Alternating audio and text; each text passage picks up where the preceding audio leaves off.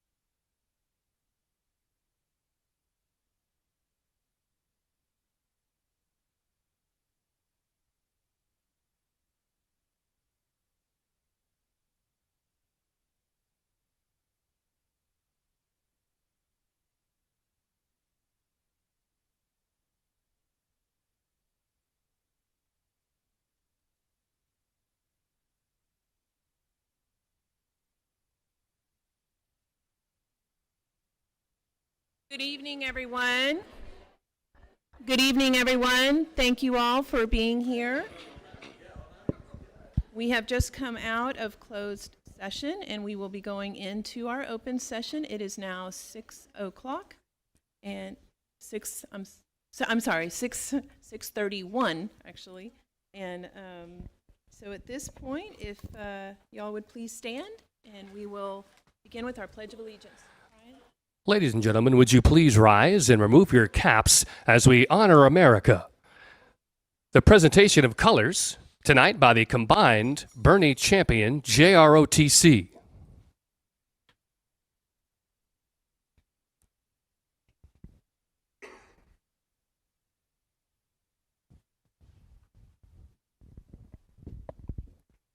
Colors. Oh. Present. Colors. To lead us in the Pledge of Allegiance and the Texas Pledge, the Currington Student Council. I pledge allegiance to the flag of the United States of America and to the republic for which it stands, one nation, under God, indivisible, with liberty and justice for all. Honor the Texas flag. I pledge allegiance to the Texas, one state, under God, one indivisible.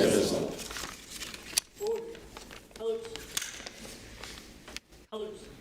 Colors.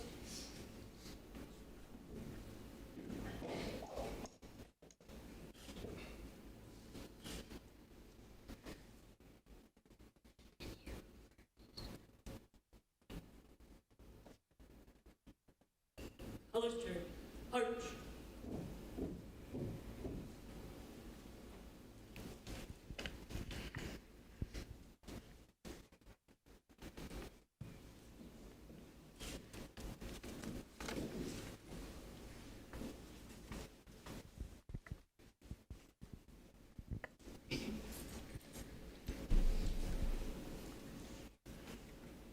President Sharp, the Currington Student Council has some questions for you and the Board of Trustees after our moment of silence.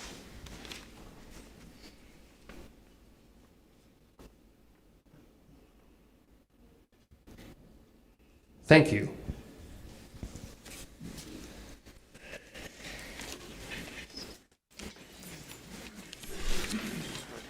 Well, thank you all for leading us in the pledges. So, did you guys have some questions for us? Okay, you go ahead. Going first. Hi, my name is Annie Mickey Lozano, and I'm in the 5th grade at Currington Elementary School. And I was wondering, what has been your biggest surprise as a board member?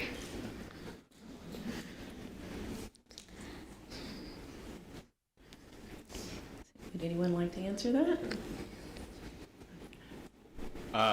I was surprised to find out how many people know where I live. We'll come and visit. That's okay. That's part of it. But, yeah.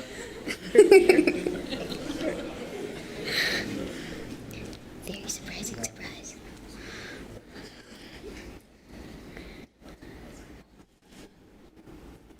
I don't know if it's about being the board. One thing that I was surprised about, though, just I had no idea about the schools, is I went to school here and graduated from school here, and I didn't realize how many different and new things that there are available for kids at every level. And my kids were still do go to school here, and I was really blown away by that. Everything from things like I never would have thought we could have like audio, video down in the elementary schools, being able to do like looking like you're on TV and all that kind of stuff through robots and engineering and all kinds of things at the high school level. So I had no idea how many opportunities there were. Anybody else have another question? Hi, my name is Tatiana Fryman, and I am in the 5th grade at Currington Elementary School. I am also one of 3 vice presidents in the Currington Elementary Student Council. What upcoming project or decision are you most excited about here in Boerne ISD?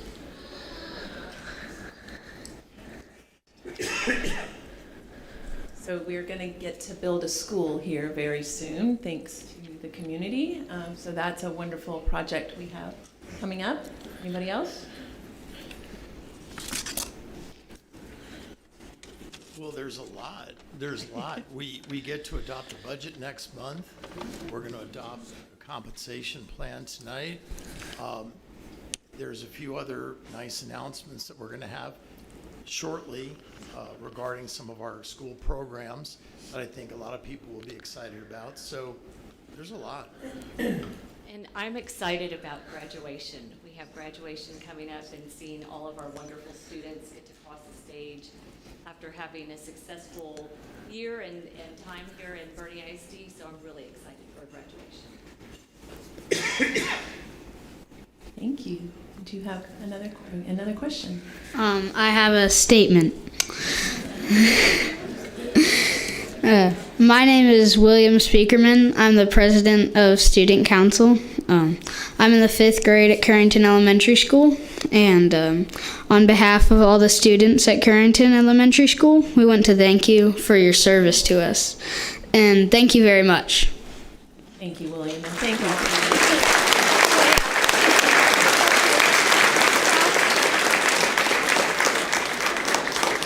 I have a question for the 3 kids.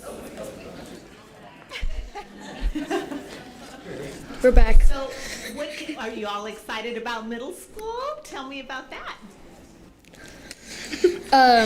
Yes, we're all very excited. Are you a little nervous, a little scared? What are your thoughts? I'm scared that I'm not going to be able to find my classroom.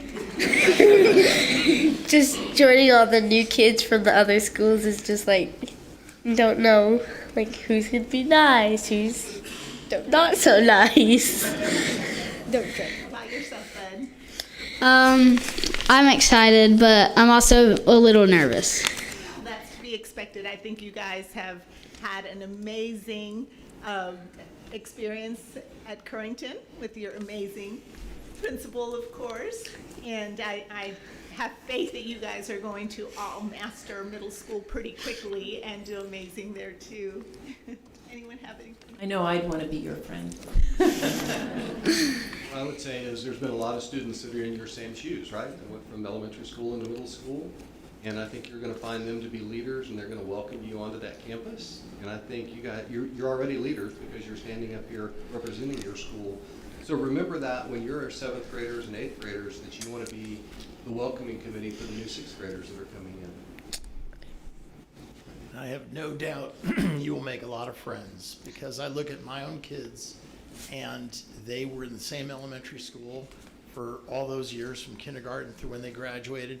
And by the time they graduated from high school, their best friends had all gone to a different elementary school. So you meet a lot of new people and make a lot of new friendships, and you'll always treasure those. Thank you all very much. Thank you.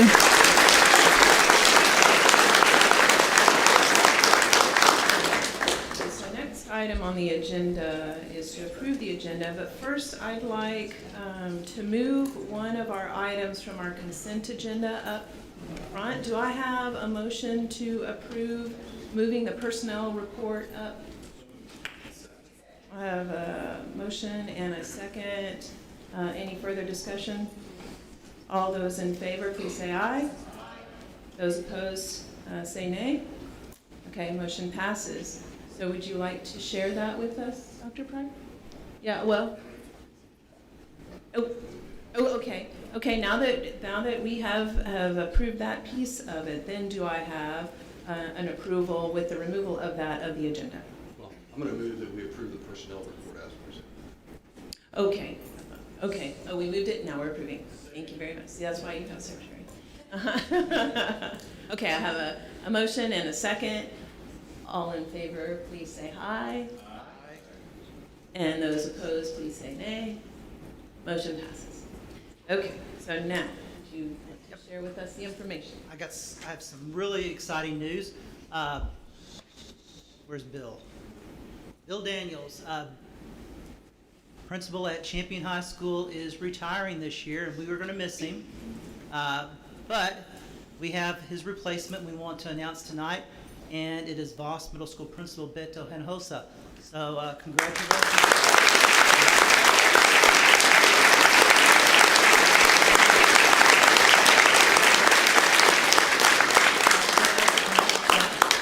And with this opening, we have to have another announcement, and we'd like to announce the new principal for Voss Middle School, Kathy Cornett.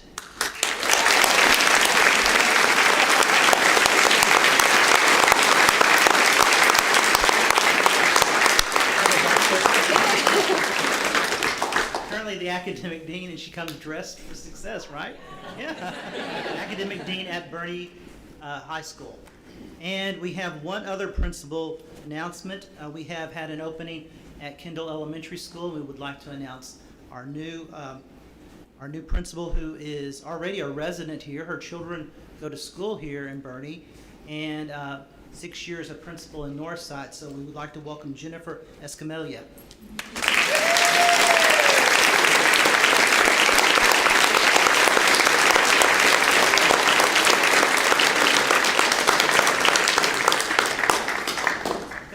All three of these schools are in great hands with these new folks. We wanted to bring this up forward so we could get that information out, because people are biting at the bit, trying to guess what's going on. And I think it's the worst kept secret around. But so congratulations to all three of you.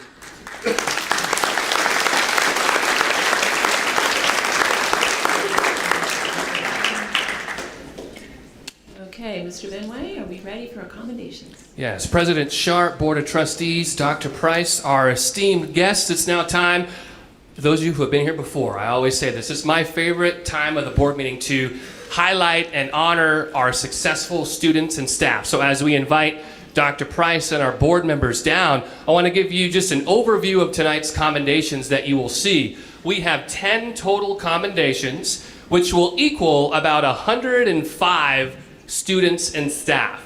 So 105 people will be honored tonight. And our first commendation, as we get our Board of Trustees down, this is a very exciting commendation. This is the first time in the history of Boerne ISD that we have a state champion for one-act play. So welcome the Champion Chargers.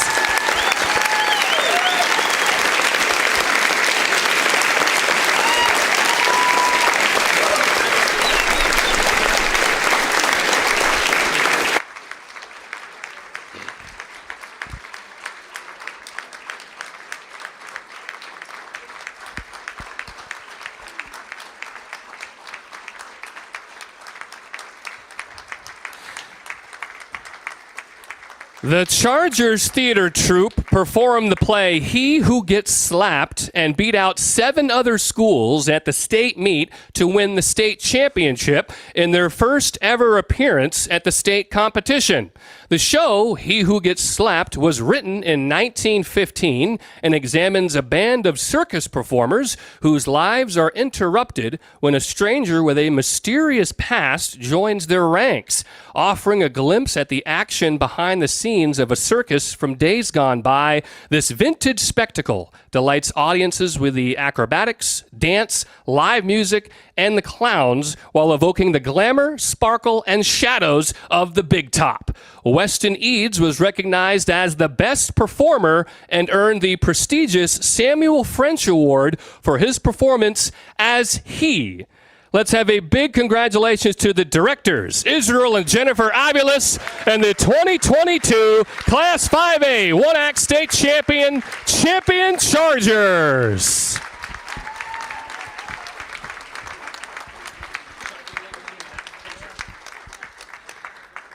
And while we have a moment, if the parents and supporters of this fantastic group can raise your hands or stand up, we want to make sure we recognize you for supporting these fantastic students.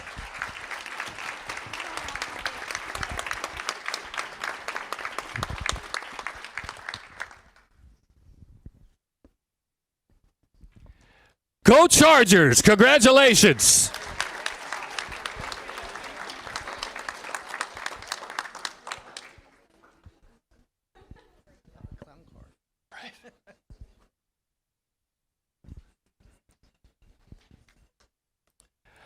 Our next commendations are the 2022 Boerne and Champion State Art Qualifiers. Let's give them a nice round of applause.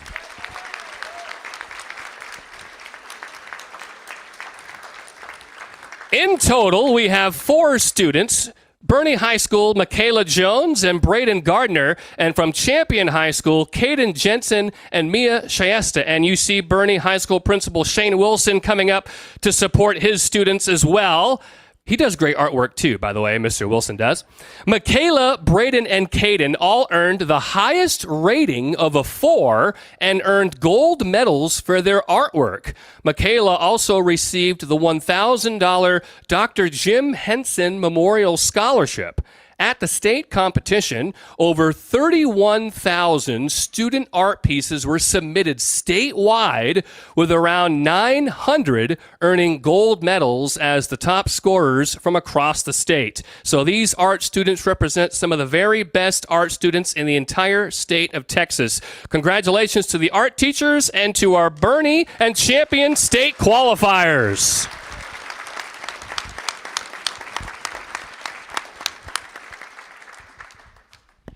And if we have any supporters of our great art students in the crowd, could you please wave or raise your hands? We want to make sure we recognize you as well. Thank you all for coming tonight.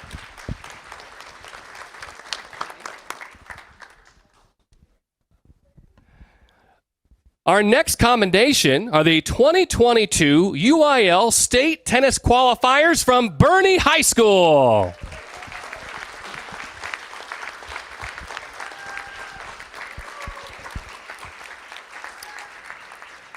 Sophomore Justin Koth won the Class 4A state championship in boys singles.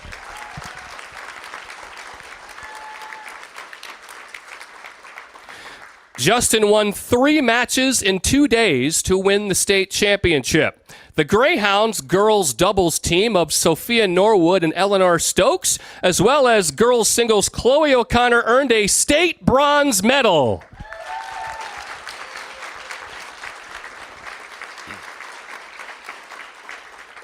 The Greyhounds tennis team continues to have success at the state level, and we are very proud of them. Congratulations to Coach Jody Koth and the UIL state tennis qualifiers from Boerne High School.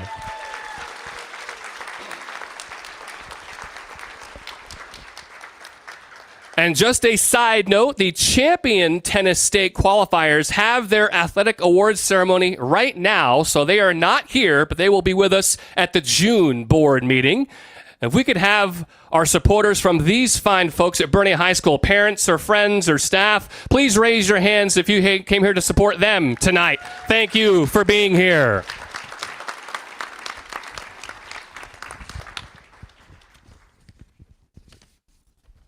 Our next commendation is champion senior Ethan Coffin. Come on down, Ethan. Ethan placed 4th in the state in a very competitive Citizens Bee competition held at the Texas State Capitol. The Citizens Bee is a statewide civic program and competition for students in grades 9 through 12, which tests students' knowledge of government and history. The competition includes both a written test and oral rounds. Ethan advanced in a very competitive competition and earned 4th place in the entire state. Congratulations to Ethan, and with him, champion teacher Kim Grossenbacher. Congratulations.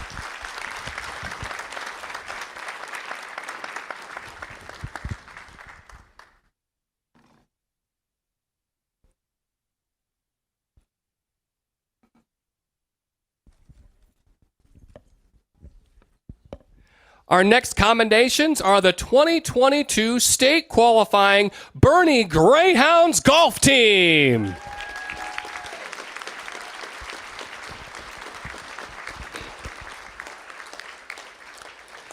The Greyhounds boys golf team had another outstanding season. They scored well at the district and regional tournaments to advance to state. At the state tournament, the Greyhounds finished tied for 7th in the entire state in Class 4A. The champion golfers will be here next month in June, but right now it's all about our Greyhounds, Coach Lincoln Truelove, and the 2022 state qualifying Boerne Greyhounds golf team.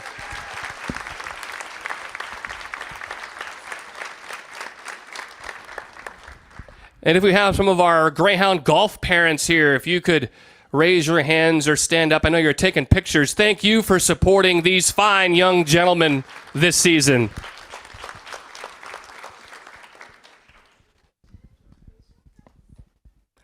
Up next, the 2022 state track and field qualifiers from Boerne and Champion High School.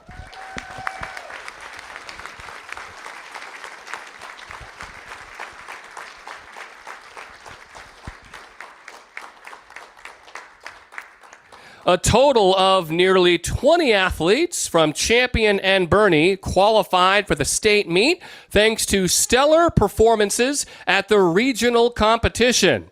At the state meet, the Greyhounds and Chargers won a total of 5 state medals. Let's give them a hand for winning 5 medals at the state meet.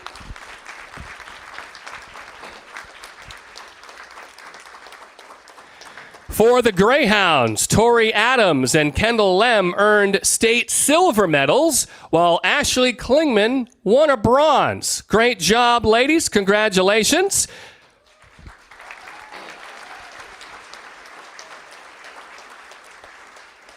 And for champion, Ephraim Tonborg and Chachi Gonzalez each earned bronze medals for their state performance. Congratulations to those 2 fine athletes. The Champion and Boerne track and field teams continue to succeed at the state level year in and year out and make our community extremely proud. Congratulations to the coaches, Blaine Ellis, Chris Carter, and the 2022 state qualifiers from Boerne and Champion track teams.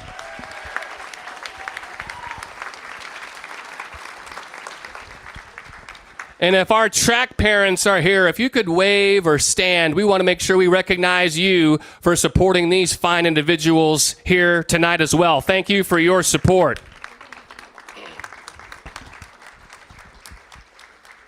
And the champion track team has to race over to their team awards ceremony, so we got them in just before 7 o'clock, so we're happy about that. Thanks for being here.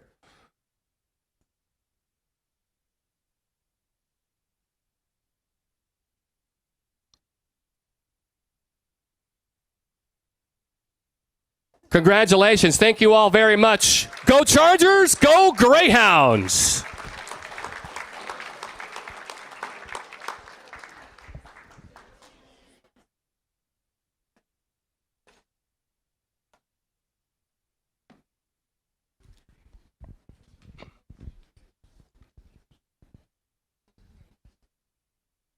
As our track teams exit, we want to make sure we give our next commendation tonight a huge hand. The combined Boerne Champion JROTC Cadets.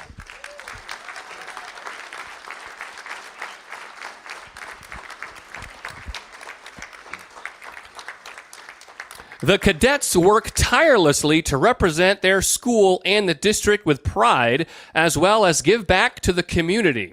The cadets have a busy schedule serving as color guard and other duties at various events at Champion and Boerne high schools, as well as in the community. The mission of JROTC is to develop citizens of character dedicated to serving their nation and the community. The JROTC is managed and led by cadet officers and non-commissioned officers. Through the cadet organization, cadets have the chance to develop leadership and management skills. Cadets earn Air Force Certificate of Training for a successful completion of 2 years of JROTC. The cadets have earned several competition awards this year, going up against other school districts. 2 cadets, Sam Martin and Sierra Bain, received 4-year ROTC scholarships to Texas A&M.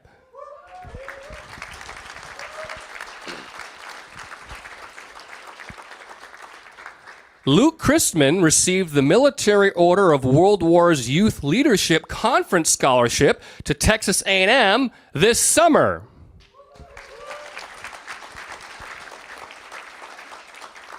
And Brandon Bell received a JROTC Cyber Academy Scholarship.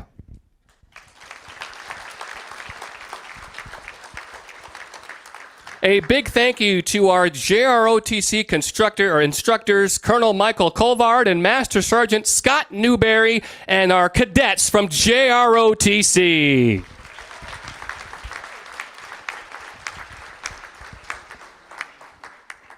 And if we have any of our parents or supporters of these fine young men and women, would you raise your hands for us? We want to make sure we thank you for your support of these fine young folks as well.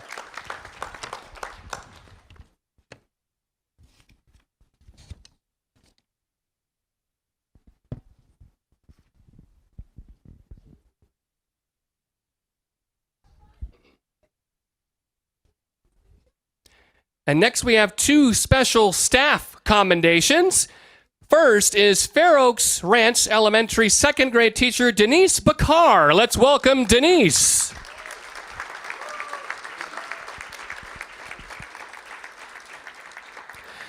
Mrs. Bakar was recognized as an honorable mention as a state finalist for the Presidential Award for Excellence in Math and Science Teaching.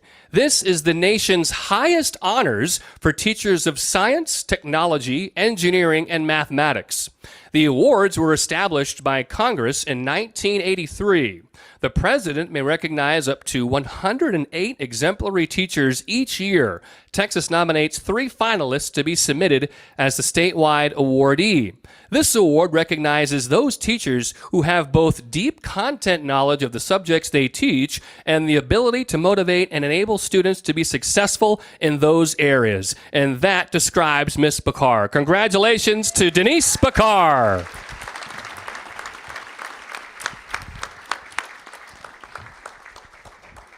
And we saw her family. Would you please wave for the crowd and thank you for supporting Mrs. Bakar. Thank you for being here.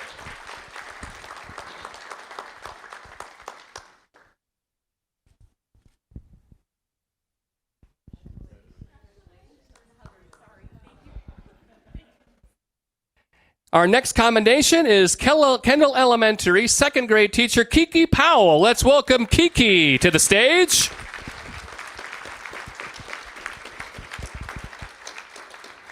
Ms. Powell was named a statewide semifinalist in the 20th anniversary HEB Excellence in Education Awards. She is in her first year teaching at Kendall and has made a tremendous impact, not only in her classroom, but on her campus as well. We are proud of Ms. Powell for all her hard work and dedication to her students, to Kendall, and our community. Congratulations, Kiki Powell, a statewide semifinalist in HEB Excellence in Education Awards.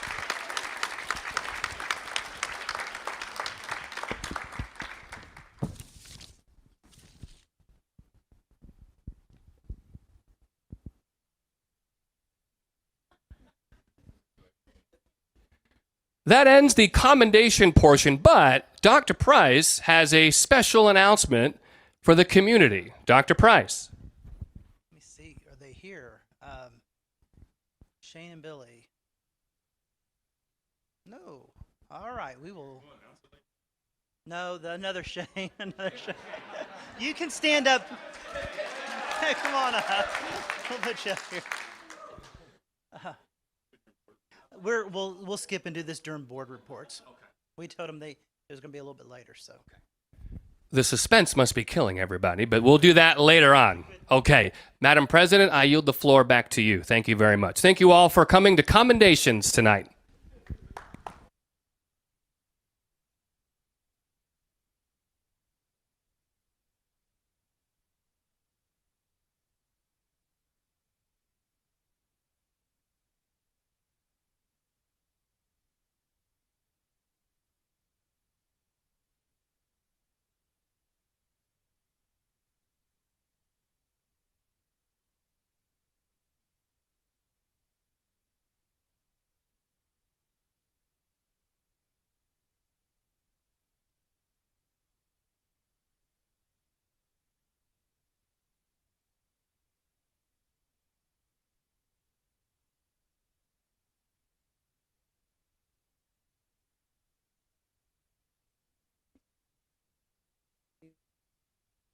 Here.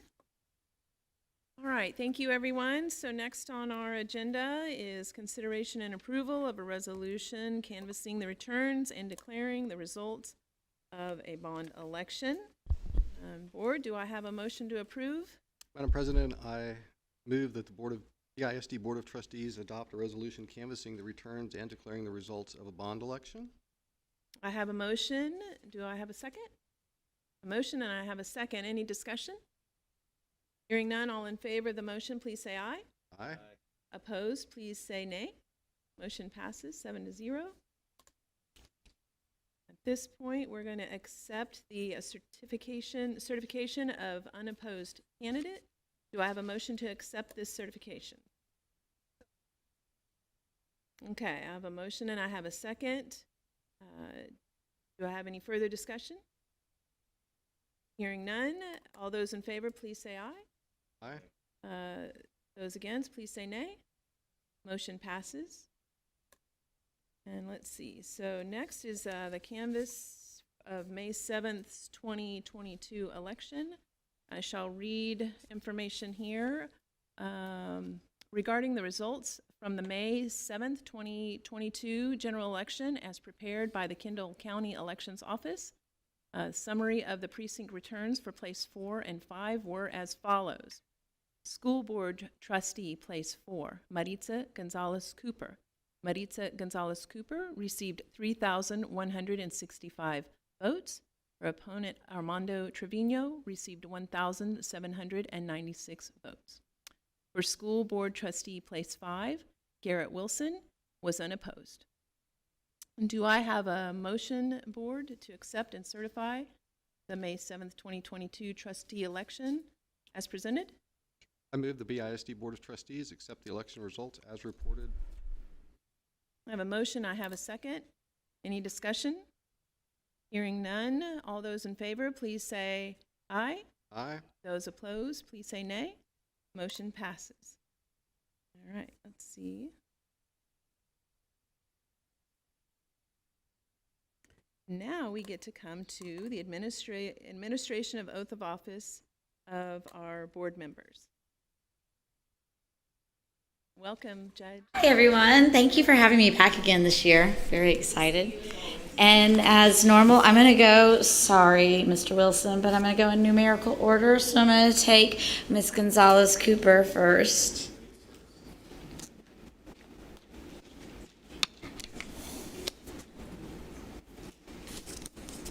You would think I would memorize them by now, but I still don't have it memorized. What I do know is that you have to raise your right hand. Yes, ma'am. I state your name. I, Maritza Gonzalez Cooper, Do solemnly swear or affirm do solemnly swear or affirm that I will faithfully execute the duties that I will faithfully execute execute the duties of the office of Boerne ISD Trustee Place 4 of the office of Boerne ISD Trustee, Place 4 of the state of Texas, of the state of Texas, and will to the best of my ability and will, to the best of my ability, preserve, protect, and defend preserve, protect, and defend the Constitution and laws of the United States the Constitution and the laws of the United States and of this state. and of the state. So help me God. So help me God. That's it. Thank you. Perfect job. Thank you. Congratulations. You have to sign. Sign right here. Okay, thank you. Maritza, would you like to invite your family up to take a picture real quick? Yes, please. Anyone else? And then, nope, One that's the more? rest is for me. Okay, great. You don't Thank have, I gets to do something or they don't need me anymore. I have my mom here, my husband. Welcome, Ross. welcome. I'm gonna get, No, you want me? Let me get one.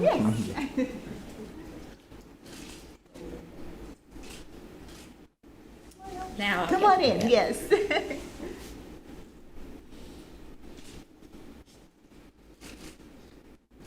Thank you. Congratulations. All right, Mr. Wilson, you're next up.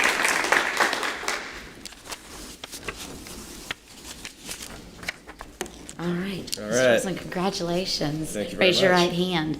I state your name. I, Garrett Wilson, Do solemnly swear or affirm do solemnly swear or affirm that I will faithfully execute the duties that I will faithfully execute the duties of the office of Boerne ISD Trustee Place 5 of the office of Boerne ISD Trustee, Place 5 of the state of Texas, of the state of Texas, and will to the best of my ability and will, to the best of my ability, preserve, protect, and defend preserve, protect, and defend the Constitution and laws the Constitution and laws of the United States of the United States and of this state. and of this state. So help me God. So help me God. Congratulations. Thank you very much. That's it. All right, go ahead and give me, it's it once you sign. All It's right. not official till then. All right. You do that well. Oh, thanks. Last time I think I did it for one of these and I said too much, so I've learned not to be so long. No, it's good. You kept it. You Wait, gotta I keep think it they're short. gonna want a picture. You gotta get a picture.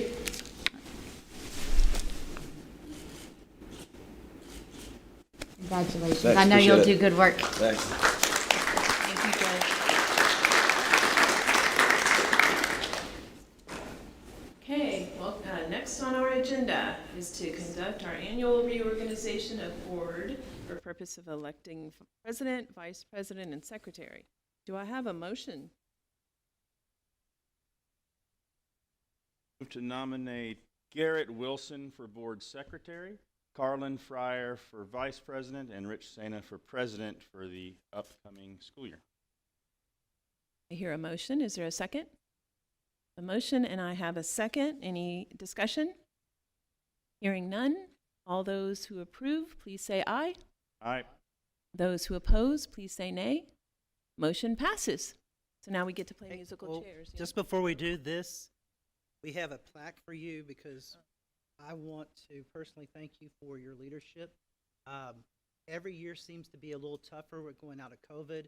We thought this year was going to be a breeze, and it's turned out to be a challenge too, and leading us to the victory and the bond. Thank you for your guidance. Thank you very much.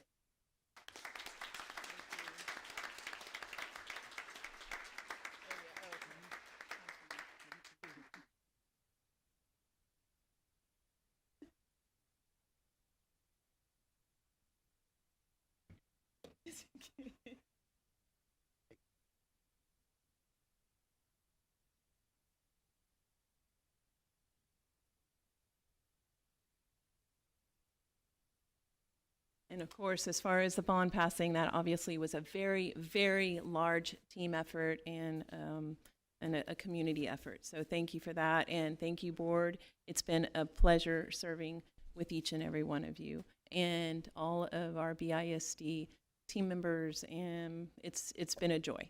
So thank you. And so now, musical chairs. Okay. I think I get to sit where you're.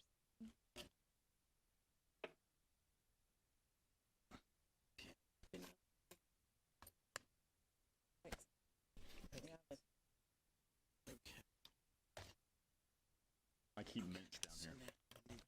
Good.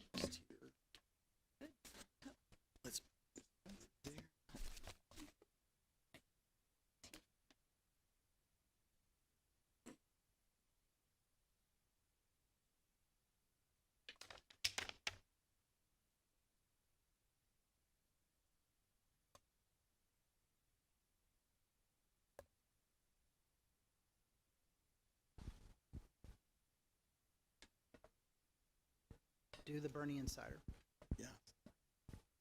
Hi, my name is Sarah Foster, and I am principal for the day here at Currington Elementary.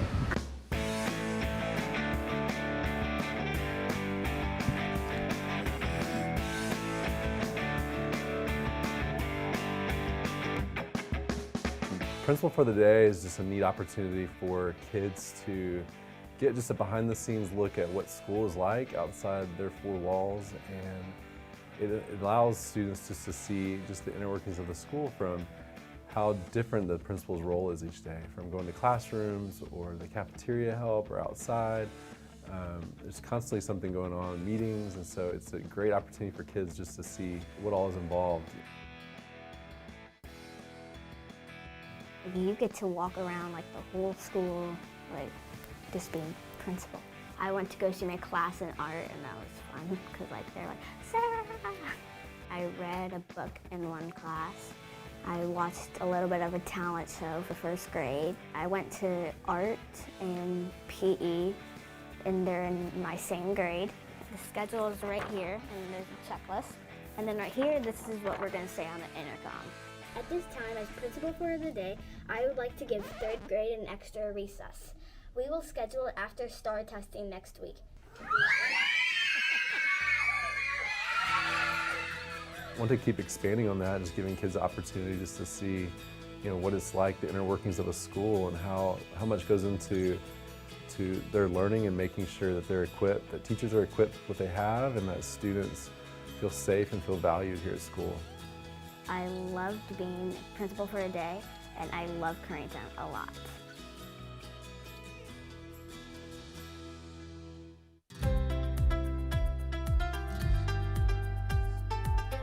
We're here at Kendall Elementary to surprise our Boerne Insider Limelight Recipient of the Year. It's going to be fun, so let's go do the surprise.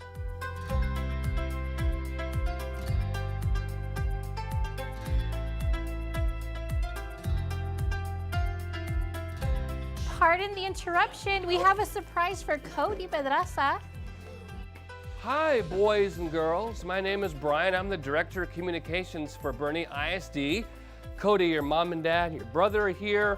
What we do is we have the Boerne Insider Limelight, and what that does is that features really great students in our school district. We had 5 of them from 5 different schools this year.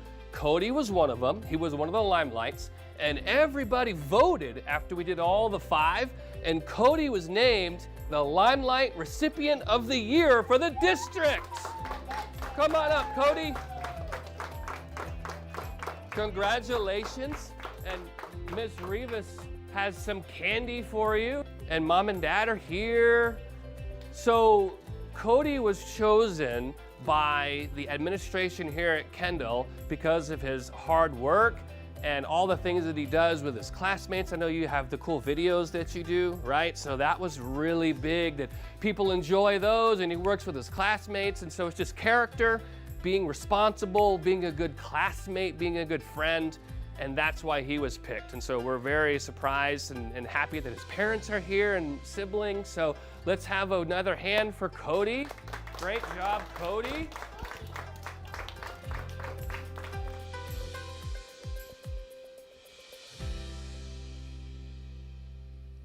That's our final Boerne Insider of the school year, and we're very proud to share that with you. And President Senna, if I might bring up our Limelight of the Year, he's been here before. Cody Pedraza, come on up, Cody, to right here to this microphone.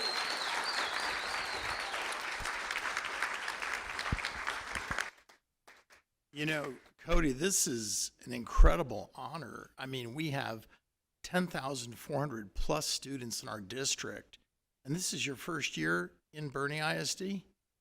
Where'd you move from? Texas. I moved from North Carolina. I was born in Texas. Okay, so you're coming back home. Yes, sir. Okay, so North Carolina's a great state, but it's not like Texas, is it? No, it's not. No, it's not.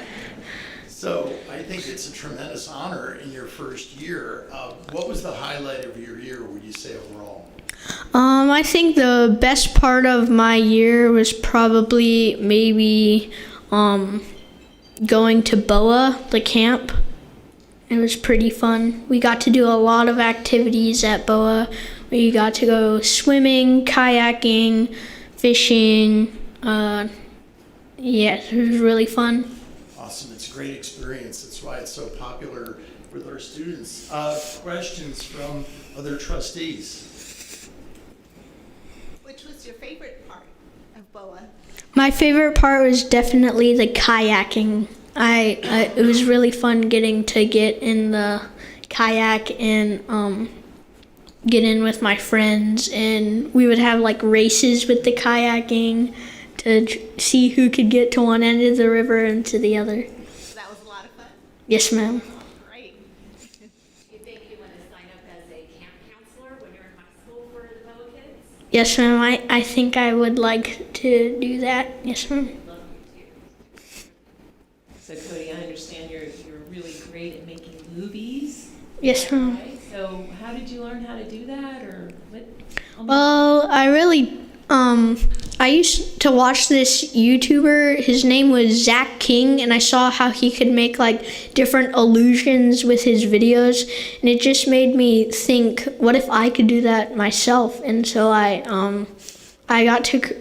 figured out I could use my brothers as the actors, and I figured out how to stop the camera and then play it again, and I kind of just taught myself.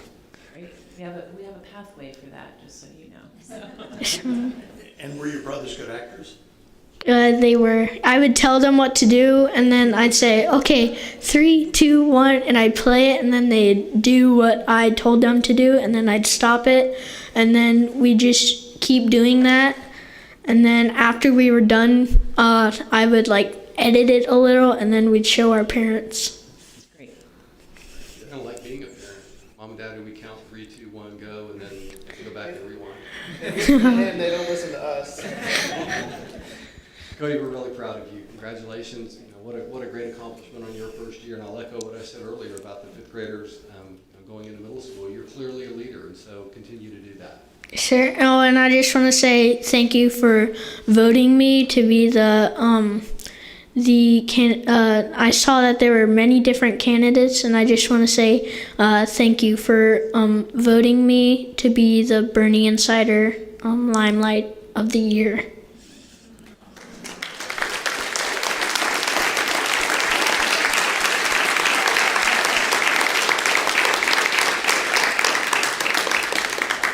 Cody's family, you've got to be very proud. We are. Very proud. We are. That's awesome. Okay, next on our agenda is to consider any items discussed in closed session, but I don't believe there's any motion. The right, correct. Mr. Fryer, do you have a motion? Sure, I make a motion, we approve the right-of-way as presented, the easement right-of-way as presented in closed session. Okay, we have a motion and a second. Any other discussion? All those in favor of the motion say aye. Aye. Opposed? Okay, motion carries. Okay, visitor comments. Okay, that's next on the agenda. Let me just read. The board encourages comments about the district from citizens of the district or from district employees. Anyone wishing to speak, either as an individual or as a representative of a group, may do so at this time. The board asks that each participant's comments pertain to public education and be no longer than 3 minutes. Remember that the board may not discuss or act upon any issues that are not posted on our agenda. If an issue mentioned is listed on tonight's agenda, the board will defer discussion of that issue until the appropriate time during the meeting. The board encourages the public to discuss concerns with an appropriate administrator who has the authority to address the concerns. Concerns should be expressed as soon as possible to allow early resolution at the lowest possible administrative level. Finally, please be aware that the rules of decorum will be enforced during the public comment period throughout the meeting. Copies of our district policies on public participation meetings is on our website. So we have 3 speakers tonight. The first one is Susanna Hogan, and just please state your name and address.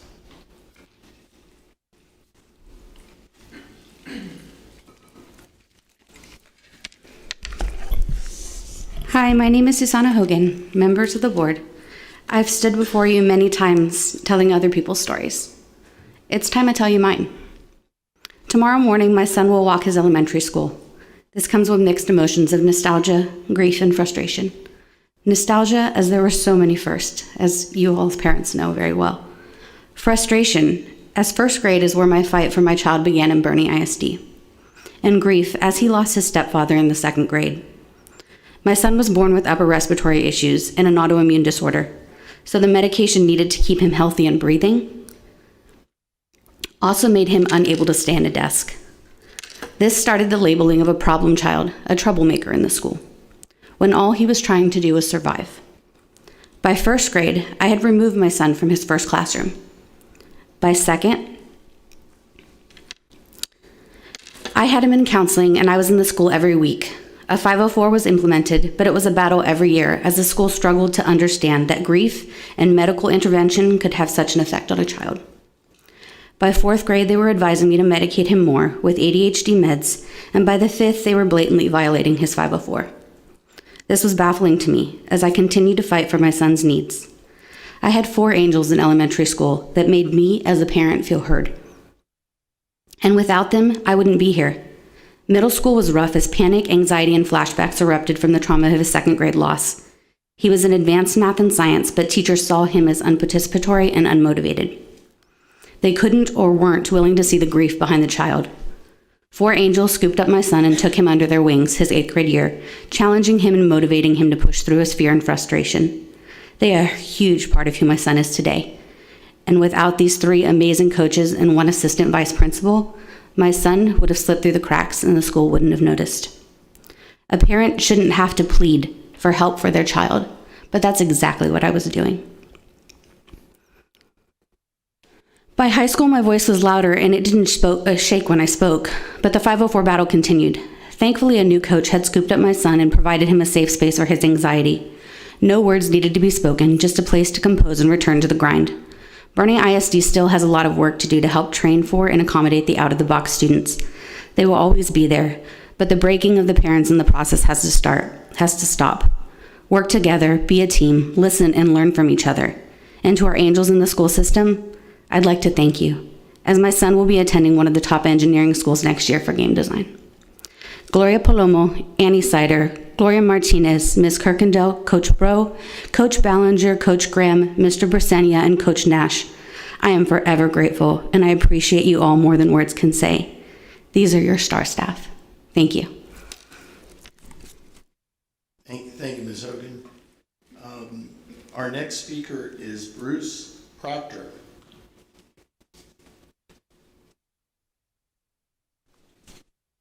Good evening. My name is Bruce Proctor. I live in San Antonio, but I'm a concerned citizen, and so I'm just here tonight to share with you what's on my heart. Of course, I'm a black person, and I want to talk about the reason I believe CRT should not be in the public school curriculum. Is detrimental to the students. I'm not assuming you teach it here. I'm not assuming you don't, but I just want to mention tonight how I feel about this ideology. First of all, it's a worldview that's rooted in Marxist ideology, which is antithetical to a constitutional republic and therefore un-American. Yet students are taught to believe and accept it as being beneficial for America, and this is certainly not true. I'm a veteran, I'm proud of my country, and I certainly am against any ideology that would go against my country. It's wrong. CRT wrongly assumes that all white people are bigots who oppress all non-whites by advocating white supremacy and implementing systematic bigotry. I use bigotry rather than racism because I think that word is just so overused. But anyway, they believe that they're implementing systematic bigotry in all facets of American society.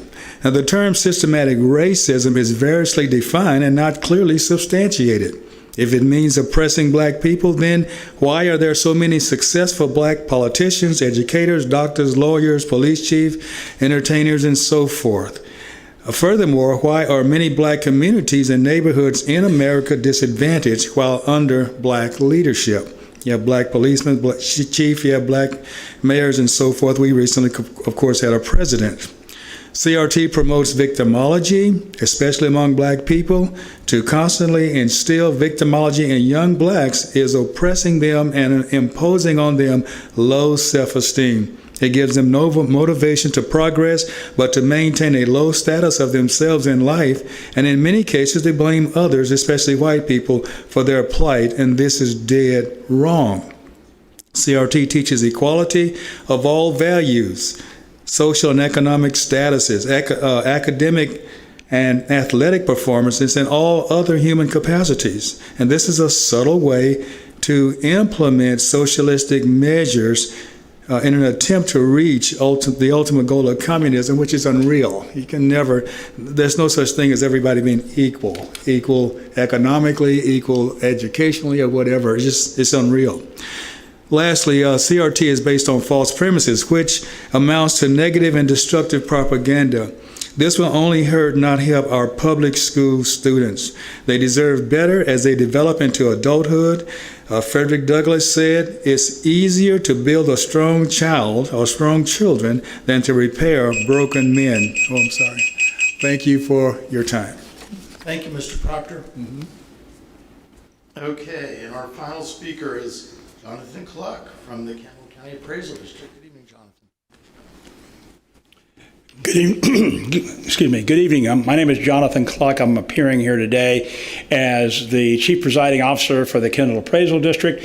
I'm also a citizen of BISD. But I'm here tonight to try to give you guys a little update as to the Kendall Appraisal District. The Kendall County Appraisal District does not set the tax rates. The Kendall County Appraisal District is a platform and truly a vendor to various entities where we provide a simple platform for the valuation of market data, which is then to be used by the various taxing entities to set the tax budgets, or to set the budgets. Just so that you know, we try to work very closely with your financial administrative staff. and he and I have had several discussions. A couple of things that you need to know, because I'm sure that you have maybe read a little bit in the newspapers or some of the Facebook posts. The first thing is Kendall County is experiencing the same type of growth that we're experiencing throughout the state.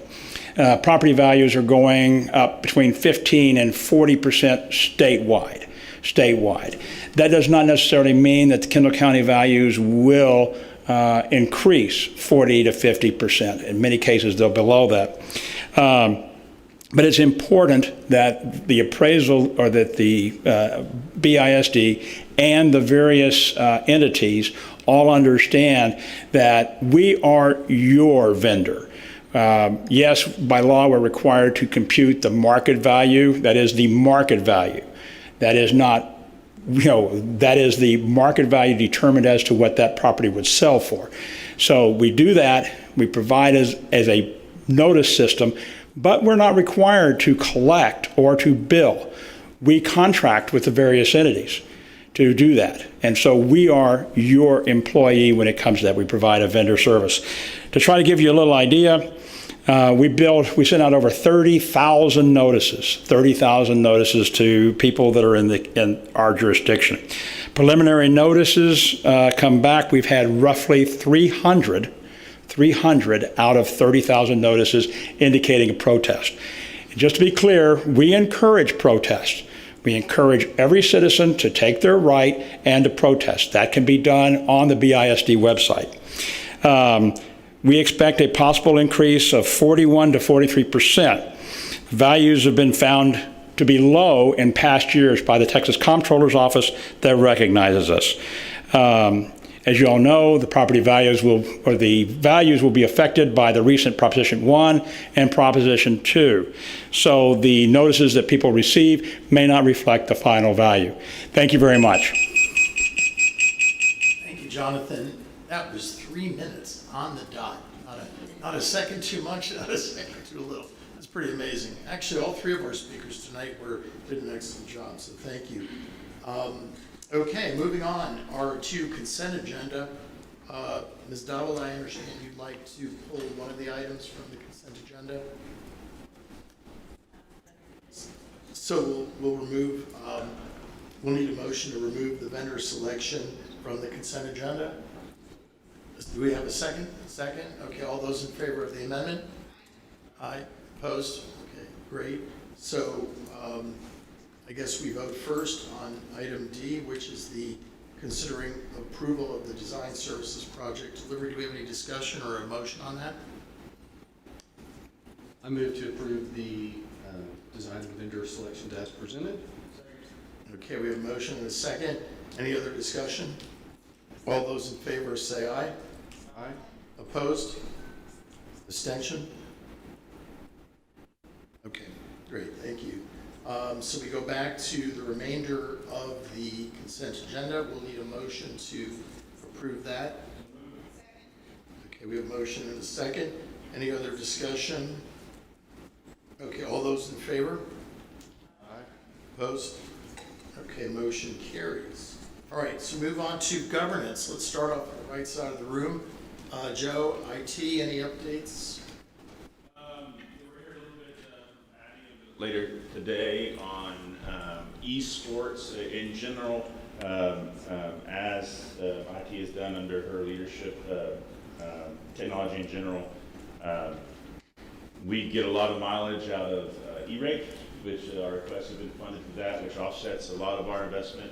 You know, it was just a few years ago, really last bond, we were pretty far behind on our infrastructure. A lot of people don't realize how much you have to spend to keep the internet on, and that all the machines and devices and switches that move the internet throughout the buildings, they go bad, or they don't get service anymore and you have to replace them.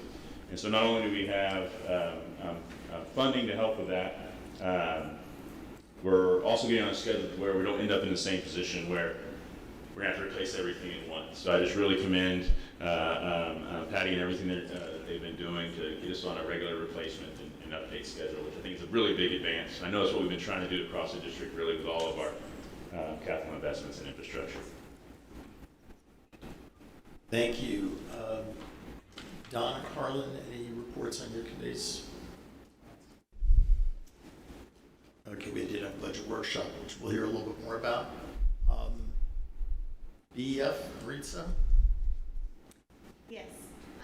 So for BEF, let's see, we actually have, they restructured a little bit like we did tonight as well. And so they have a new president, and that is Wes Holland. They also voted on a couple of new, actually several, 5 new members. And then we have 2 members who are going to do a consecutive term. And then this week is the exciting road trip where they get to visit all the campuses and see some of those grants actually in life, in person. So they're excited about that and doing that. So I think that is all we have right now. We have our next meeting next week.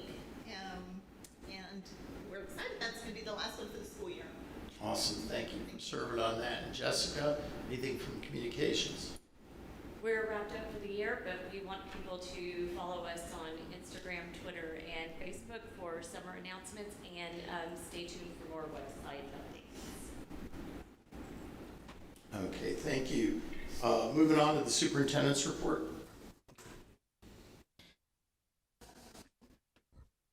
All right, I waited long enough. We're going to go ahead. Yeah, just go ahead. All right, thank you for being patient. We kind of teased you earlier about something I'm very excited about. First of all, I need to thank Joe, because Joe's done a great job behind the scenes pulling all the different organizations together to make this happen. And he can tell you more of the names than I can. I can tell you one of my first observations when I moved here 5 years ago was I drove down 46 and saw this big blue thing and didn't know what it was on 46. But also in the same breath, I found out we didn't have a common ag barn for our kids. And I'm very happy today to announce that we are in the process of bringing together a lease that will allow our children to have an ag barn in the old blue barn, and hopefully we will paint as we go through. And I'm very excited to announce that Kathleen Young, why don't you stand up real quick for us?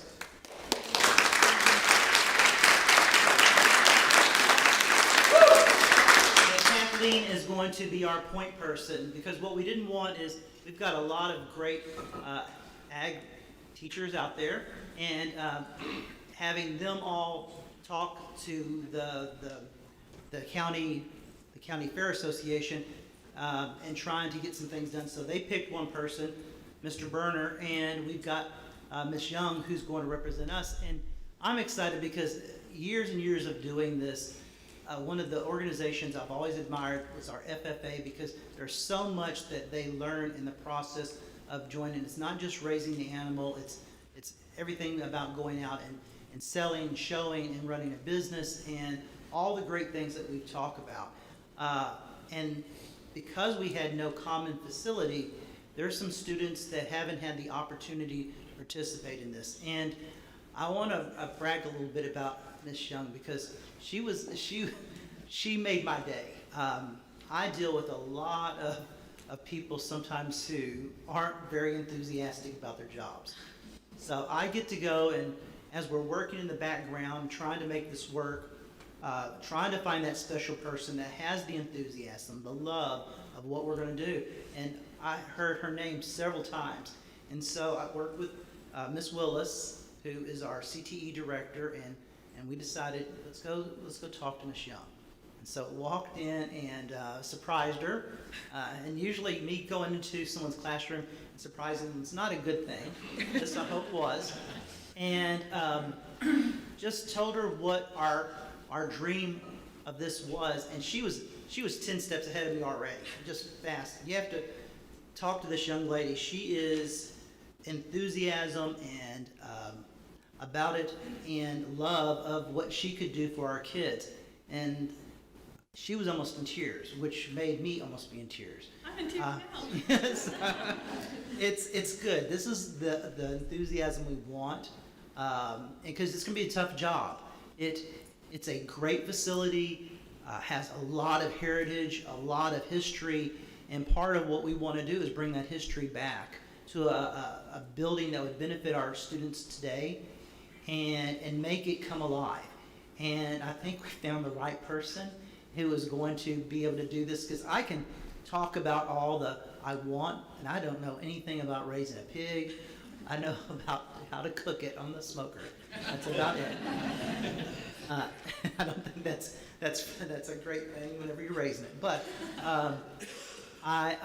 we are in good hands. So thank you for taking on this for us, and we are going to. I think we're planning on having animals in the facility by August, which is great, and it's going to be a slow release kind of as we work. I was amazed how big and inside how it's a really good facility. I mean, I don't know what I expected when I walked in. I mean, the barns I grew up and went into were dirt floors, and this was a hard blacktop. I think it's what we needed at this point in time. And so thank you. And Joe, do you have a little bit of background about?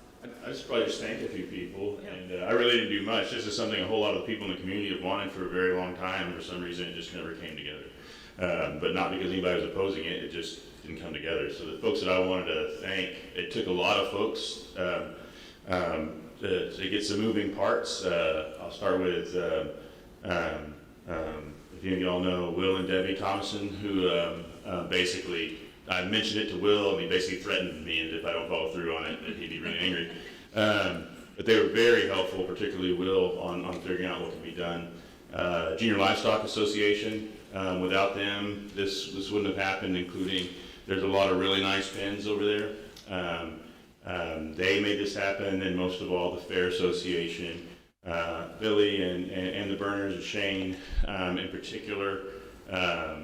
Nobody involved in this looked out for themselves, really wanted anything from it. We couldn't have done this without them being incredibly gracious, and frankly, with the resources and location they have, there's a lot of different things they could do to try and make money instead of trying to help our students, but they decided to try and help our students. And if any of y'all know any of those folks, please tell them thank you. This doesn't happen a lot. The last thing I point out, a lot of folks don't know, the Fair Association, the fairgrounds, that's not county property, that's private property. And everything they do there, they raise their own money to run that. So no tax dollars go to that at all. And so we're going to be able to do this through their generosity really without costing the district much of anything. We're going to have access to what would cost us millions of dollars to build if we wanted to. And I just think it's a wonderful opportunity that going to give our students, especially those that don't have access to property, to be involved in ag. And again, if you know any of the folks, Junior Livestock, Fair Association, please tell them thank you. Nobody had to do this. They did it because they wanted to help, and it's really pretty amazing. And real quickly, just because we want to get some news out about this, I'd like to get Joe, me, and our ag teachers up and take a picture so that we can get that out.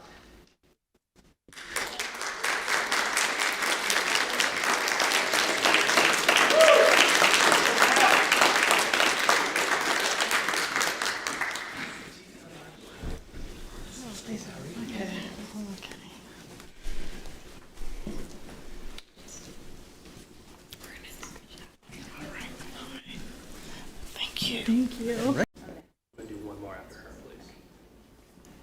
There we go. 1, 2, 3. Thank you. Thank y'all. Thank you for doing this for us. Yes, of course. Thank you. Congratulations. Thank you.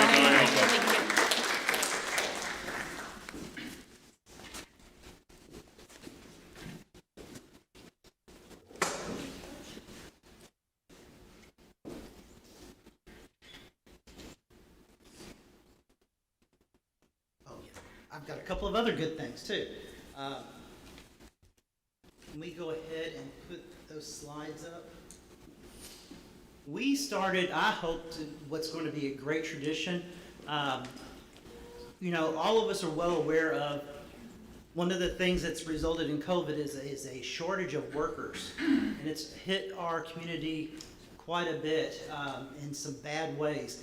And one of the things that we all sat around and brainstormed was how can we help, but also how can we help our students? Because I think all of us can remember the first time we applied for a job, and the hardest part about that was not knowing how and going in and asking for that application. So we kind of brought two groups together, a group of employers that need employees and our students, and giving them that first opportunity. And key to this was prior to this job fair we had on campus was something called Adulting 101. And we had our staff work with our students and talk about things like resumes, budgeting, how to interview, and what to look like when you go in an interview. And all part of FFA as you go through that, all the great things. And it was a precursor. Let's go to the next slide real quick. And you can see we had over 40 businesses. And our first one was Workforce Wednesday, and it was last week at Champion. And several of these employers had so many, after the first 2 hours, so many applicants they left. I was worried that, because the rumor is our kids don't want to work here. And I think one of the things we proved wrong was that rumor, because they did a super job of being out there, and you can just see some of the businesses are local, some are all the way into the rim, but all kinds of varieties, and it's everything from part-time, full-time work, and even some internships, some paid and some just part of our internship program. And well received. I've gotten several calls from local employers thanking us, nonprofits thanking us. Economic Development Corporation was a big part of this, as was the chamber. And one of the best things is we get to repeat it this week at Boerne High School, and I believe we're going to have just as big a turnout with our students and what's going to happen. But it's really a neat process, and you can just see some of the pictures out there of our students, and very enthusiastic. But Heather Willis, along with Yvette Reyna, really took the lead in this and went out and gathered, and all these people that on that first slide that were there had to pay. They paid us to come. They paid $100, I believe, a table to come, and that money went into the cost of putting on the job fair. So we're looking at doing this annually as we move forward. It's very good. So thank you both. And my last thing I want to share is that I got our numbers for amount of scholarships this year. And we have this year over, I'm trying to add in my head, about $17.5 million worth of scholarships for our two schools this past year. That's quite an accomplishment. So that's up over $4 million from the previous year. That's pretty good.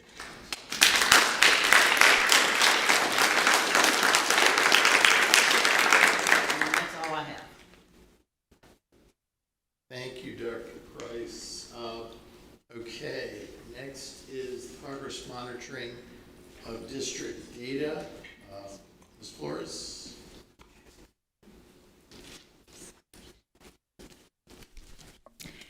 Good evening, Mr. President, members of the board, and Dr. Price. Tonight I come to you with an update on our progress monitoring in the areas of reading and math, and of course everything that ties directly to our scorecard under student success.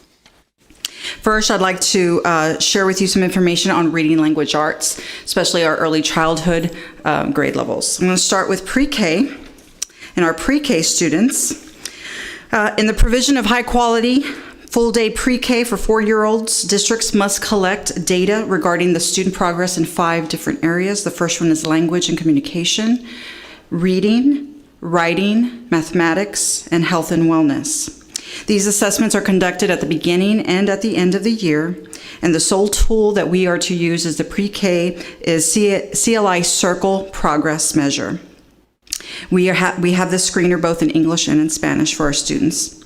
So the chart in front of you illustrates how our pre-K students rated holistically in those 5 areas. Our English-speaking students are progressing well, especially in language and in reading. But as you can see, we do have a concern with our Spanish-speaking students. They're experiencing some declines. And this is concerning, and so when we dug a little bit deeper into the data, we discovered that there were some testing inconsistencies this year in our bilingual pre-K classrooms. We have 3 bilingual pre-K classrooms. 2 classrooms were vacant at the beginning of the year, and we had different dual language teachers going in to conduct the assessment. And so some of the testing is subjective, and it uses checklists and observable data. So other possible reasons for the inconsistencies was the administration of the online assessment, user error, and an increase in enrollment. We did have an increase of new students that have not benefited from a full year of instruction.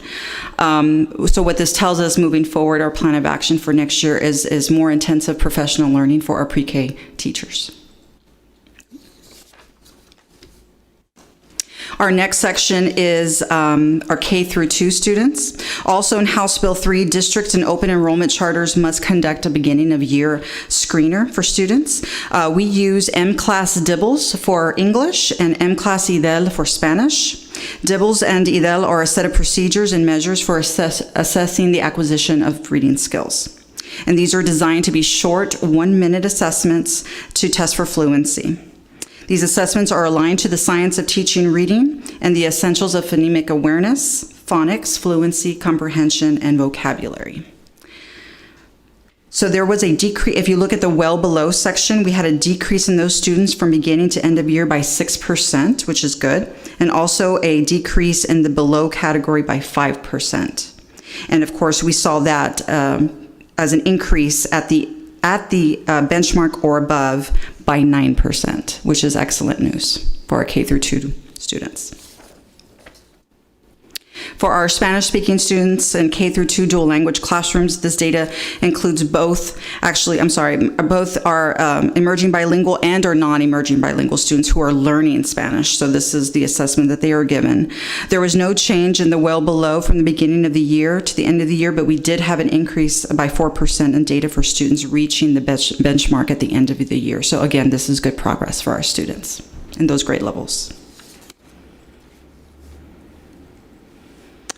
The next section for reading language arts, K through 8, we do use iStation as our measure. And according to our district scorecard, one of our goals is to decrease the number of students K through 8th grade from Tier 3 reading level by 2% by May of 2022. Remember, Tier 3 is the students that need the most intensive intervention. So I'm happy to announce that we did meet our goal for the year. We, in September, beginning of year data for Tier 3 was 16% of our students. We were able to drop that by 2% and meet our goal to 14. So this is great. I see you noticed that a year ago it was at 18. Correct. So every year we're trying to make some progress and make that Tier 3 group smaller and smaller. For our students in grades 8 through 12, we use Read 180 Universal. So we have 72 middle school students enrolled in this program and 84 high school students, all students that had a year-long enrollment that were identified as beginning readers have moved to basic or above, which is excellent.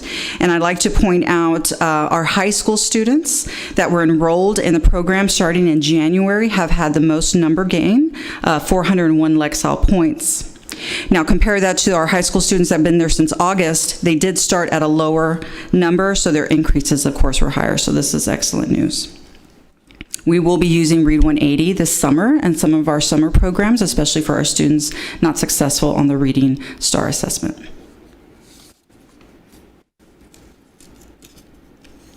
The next section is mathematics. I'm only able to present to you data on K through 5. Our secondary students are actually assessing this week after the STAR, so I don't have those results with me. But I am able to share with you that K through 5, the expected growth from the beginning to the end of the year through Imagine Math is about 100 points that we're supposed to see. We saw an average growth of 194 points. So that's almost 2 years worth of growth for our students, which is excellent in the areas of math. And as you know, that is a concern of mine personally. The number of students that did not meet is almost a third of the beginning of year, and the percentage of students at the meets and masters increased from 9.6 to a total of 42. So I am eagerly anticipating our scores for K through 5 next week, actually 3 through 5. And that is all I have for you tonight. Any questions?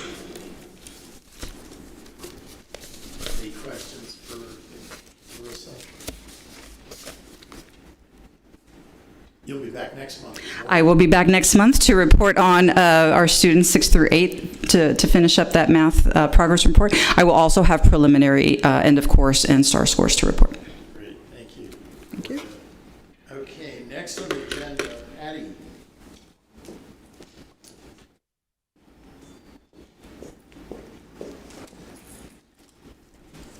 Hi, good evening. It is my pleasure this evening to give you an update on the district Minecraft and esports initiatives in Boerne ISD. These initiatives are a joint collaboration between the Technology and SIS Department and the Digital Learning Department in Teaching and Learning. And these initiatives are directly tied to our scorecard under Student Success. So what is Minecraft? Minecraft Education Edition is a game-based learning platform that builds STEM skills, encourages creativity, and engages students in collaboration and problem solving. Minecraft helps educators meet students where they are and can inspire deep, meaningful learning across subjects. The project lead is Chelsea Madsen in digital learning, and we are partnering with Tim Towsley from Advanced Learning Professionals to guide us through the planning and implementation process. Boerne ISD has professional learning credits from our recent purchases of devices that allow us to utilize services from ALP. Licensing for Minecraft for Education is part of our district Microsoft license. All teachers and students have access to Minecraft accounts, which can be downloaded onto any of our student devices. It works on iPads, Windows workstations, and Chromebooks.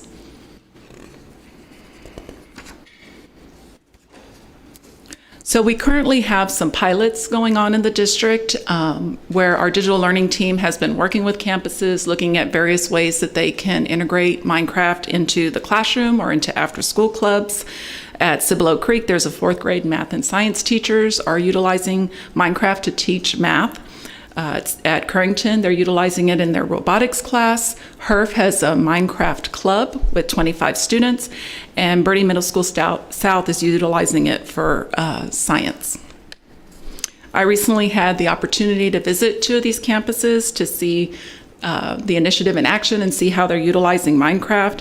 At Cibolo Creek, it was being used in the classroom to teach multiplication. Students migrated through the teacher's Minecraft world, solving word problems and building their answers out using the games and the tools in the game so that they could show the proof of their work. And then they uploaded that to their Google Classroom, and the teacher could grade it by looking at the pictures of their little Minecraft world and how they built out the answers to the word problems. So the students were engaged, they were excited about the lessons because they were able to do them while playing Minecraft. HERF has an after-school club that I got to visit, and it had a capacity of 25 students, and it was full. And it was one of the loudest classrooms I had ever been in, and that was wonderful because I think people have the impression with gaming that students are off on their own, playing and not engaging with others. These students were working in pods around the room. You see the students on the right with the young man in the middle of the table getting as close as he could to the co-players with him, and they were working together, assisting each other, trying to make their worlds better, helping them, giving tech support. It was just a great experience to see. Many of the students were so excited they didn't even take their backpacks off. I think there was 6 of them. They just ran in the room, grabbed their device, and started playing.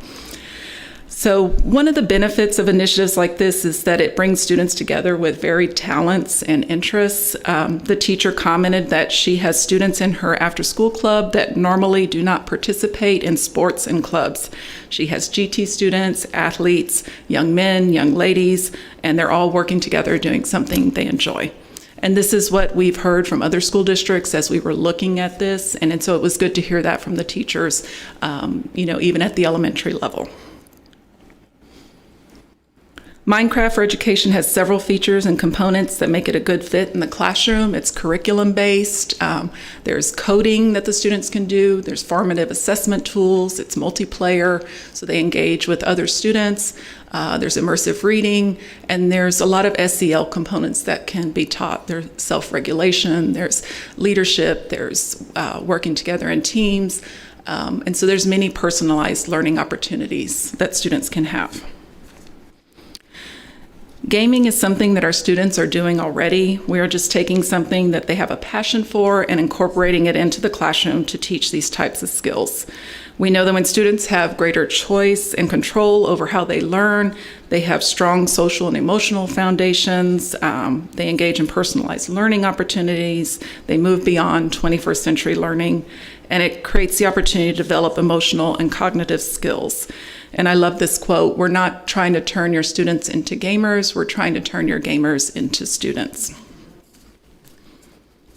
So what are our next steps with Minecraft?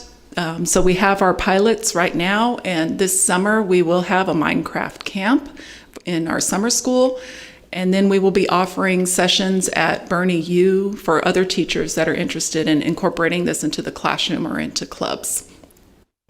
And the digital learning team will continue to support them in whatever manner they want to utilize this in the classroom.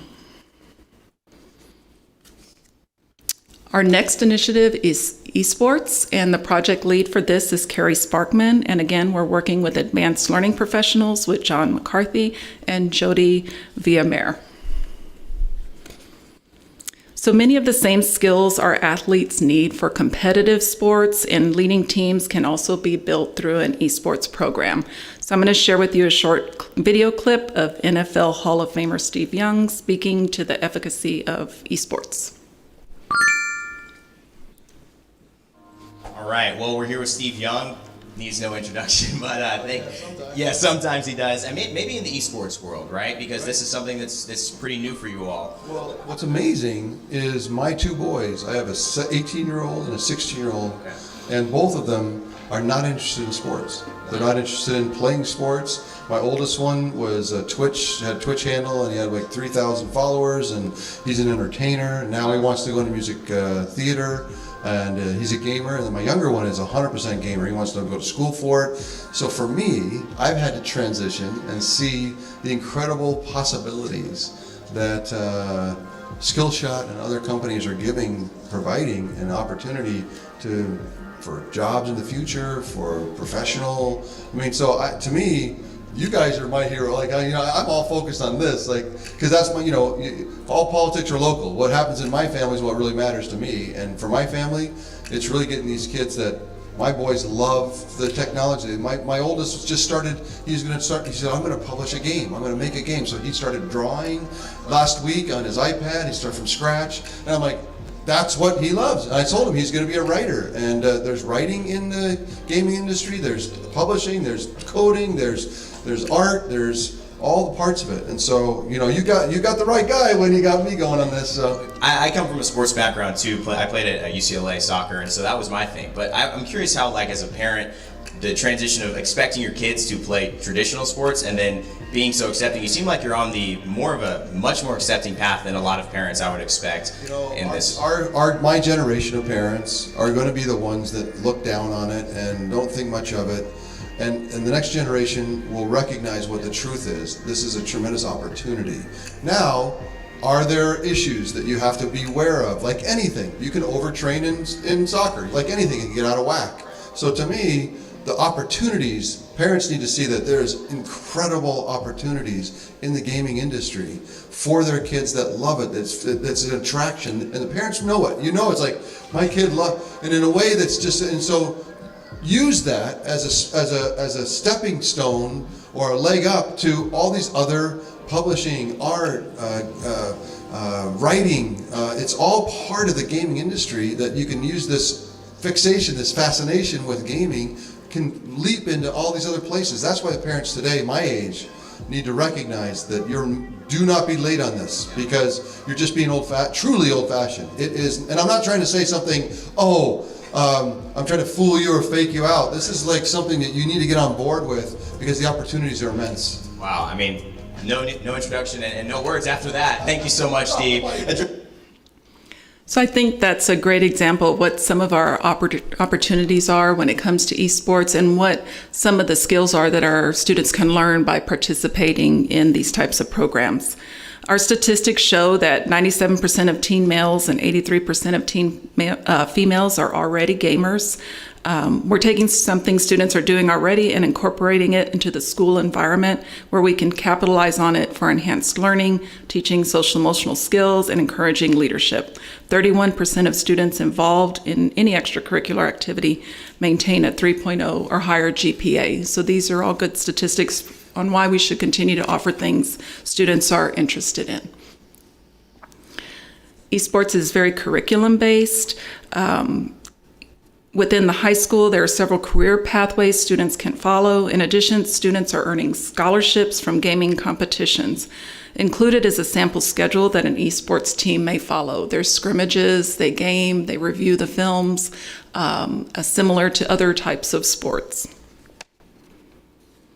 Currently, we have clubs at Voss Middle School, Boerne Middle School North, and Boerne Middle School South. Campuses have developed a constitution for students to follow, and there are eligibility requirements. And this weekend, Voss held their first competition on their campus for students, and they have been, their club has been in existence the longest. They started this school year pretty early in the school year.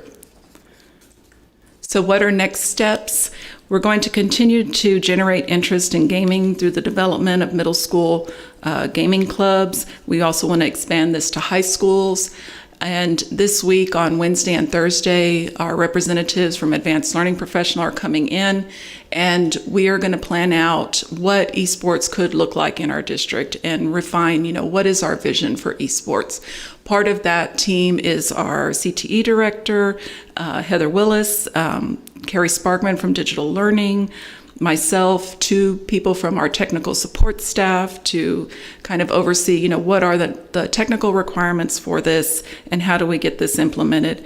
We also have a high school teacher representative and some student representatives. Some of our student interns that worked with us this year will be participating in this planning as well.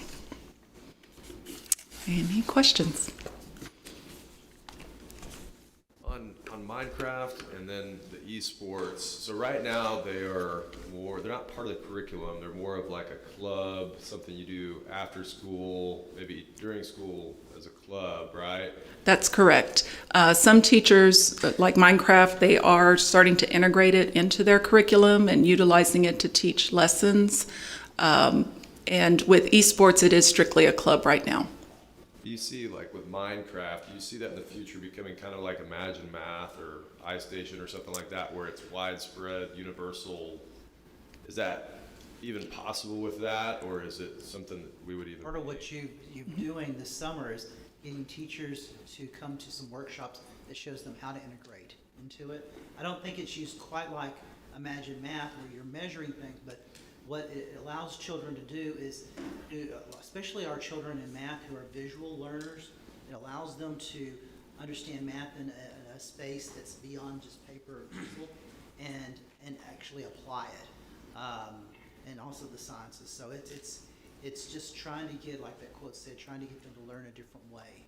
And I think it's going to touch some of our children who maybe don't have the interest in school that a lot of us see in a traditional form, but by allowing them to use that venue in learning their math and planning and collaboration, it's going to open up doors for them. No, I just want to say, when I first heard about this, I was pretty skeptical.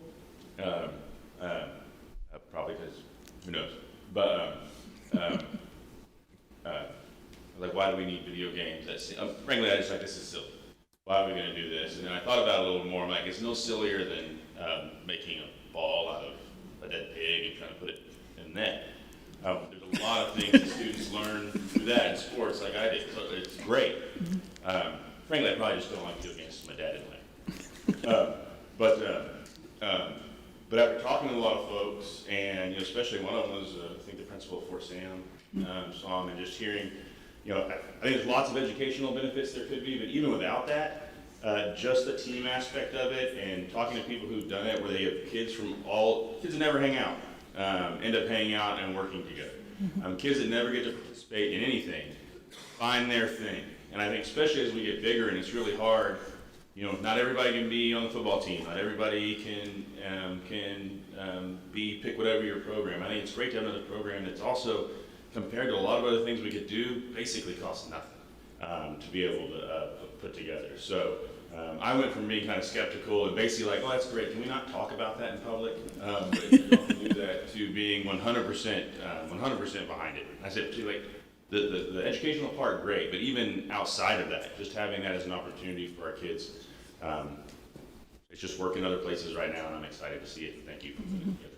One of the, I think the neat things, we're opening up P-TECH this year with the idea, the big part about that is cybersecurity, but coding goes into that. And whenever you look and you start back planning that to our younger grades, we don't have right now quite as many opportunities as other schools have in the coding areas and in the robotics areas. And there's some pockets of greatness here and there, but not a true plan. And what we see this doing is creating a pathway and a funnel towards getting students interested in going into the P-TECH Academy. And what does that mean? So it's leveraging what we have in their interests for the future.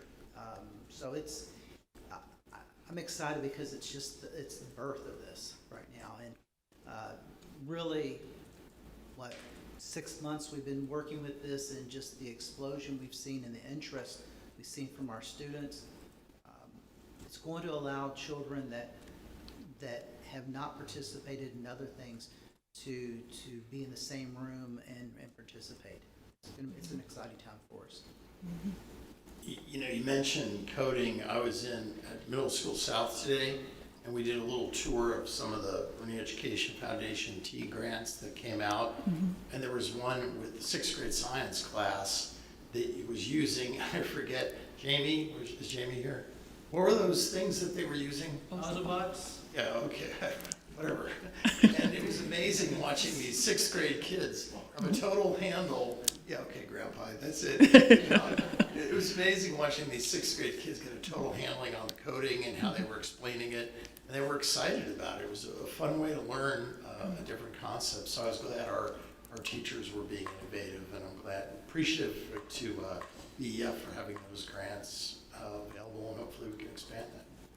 One of the things that Farmer District we led to is we created a course that the children actually made a game.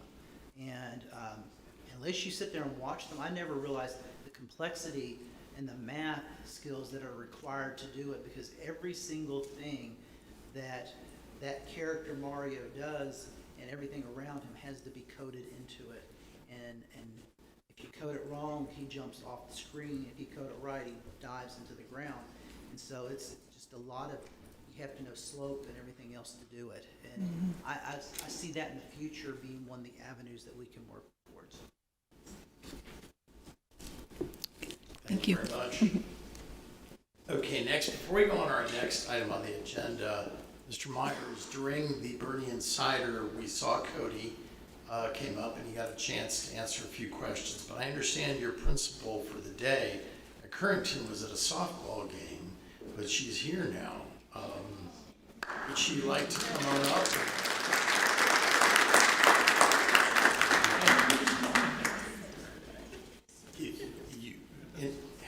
Introduce yourself and tell us what grade you're in and who your teacher is. And did you win? Oh, all right. Do I lower this? Okay. So my name is Sarah Foster, and I'm in 3rd grade at Currington Elementary. That's great. And what did you enjoy most about your day as principal? Oh, everything. Share with us what you did. What policy changes did you make? I heard a 3rd recess. Oh, yeah. So one of them was I got to give 3rd grade extra recess. Yes, they were all yelling. Principals are all asking for recess right now, too. After you did it, did you think being a principal would be easier or harder than you thought? Harder. Yeah. Do you think you'd like to be principal eventually someday? Maybe. I like it a lot. It was fun. So why did you give the other grades extra recess? I don't know. That's good. Okay. Is there anything else you'd like to share? Or anything you want to ask? I don't think so, but it was very, very fun. Very. Well, you know, Sarah, it's interesting you say you might want to become a principal, because I spent a day over at HERF, and I met two young ladies there, a first grader and a third grader. One was the principal for the day, the other one was the assistant principal. I said, Miller, I think we got two future educators in Lennon and Mallory, I think, you know. So that's good. Congratulations. Thank you. Okay.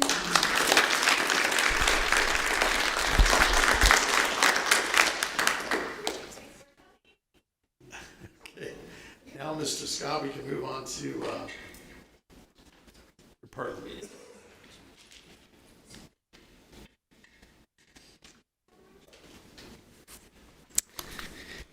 It is really fortunate that our principal of the day came when she did, because it's Principal Meyer's favorite part of the meeting is when I get up and talk. All right, if the district receives more than $5,000 in block grant funds to be used as the district determines it's appropriate, it shall provide evidence to the Texas Education Agency that a public meeting or hearing was held in a timely manner solely to seek public comment on the needs or uses of block grant funds received by the district. You have received a summary explanation of the 9 different block grants that the district intends to utilize in the 22-23 fiscal year that was provided to us by the TA last week. Those planning amounts total approximately $2.4 million. Mr. Scott, how does this compare to what we did last year? The planning amounts are about in total about $40,000 higher. The title funds for the most part went up slightly. I think there was one. No, there aren't any that decreased. If you look at what happened last year, we got about 100,000 more towards the as the year progressed and what we initially started with. So we started with just over 2.3 million and ended with almost 2.4, and we're starting out about 40,000 higher than that number. So we're taking advantage of everything we can. Yes, sir. Okay, we have public hearing. We have to have a public hearing. So at 8:15, public hearing will be open to anyone who wants to ask any questions or comment. Come up to the microphone and speak about federal grants.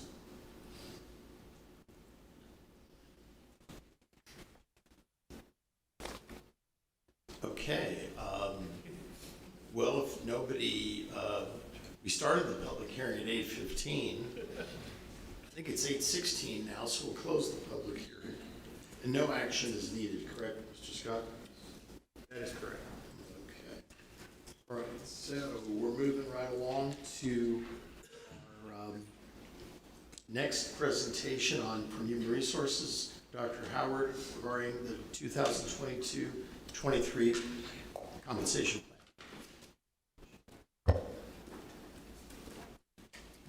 Good evening, board members. This is such an exciting time to be a part of Boerne ISD. We've just passed our bond. We have survived COVID, despite what you might hear today. Our numbers are still within a very manageable range. We survived COVID, and we're heading and getting ready for a new school year. Part of that work each year is to bring you the compensation plan. Having been here now 4 years with the district, it's hard to believe, we have worked through 3 major phases of implementations to completely revamp the compensation here in the district. I'm going to take us along a little historical journey to start off the presentation tonight. But before we do, I want to remind everybody that compensation of the school district touches all 4 of our scorecard pillars. Obviously, student success being one of our primary pillars, we have to have excellent employees to make sure that our students are successful. But we have to do that and be responsible with our fiscal stewardship. And so I want to make sure that as we consider the information that I'm about to present for this year's proposed plan for compensation, that you remember that what we do to support and to acknowledge our employees is very far-reaching in our school district because it goes all the way back to every student in every classroom. How'd you like that? That was kind of fancy, right? Everybody sold?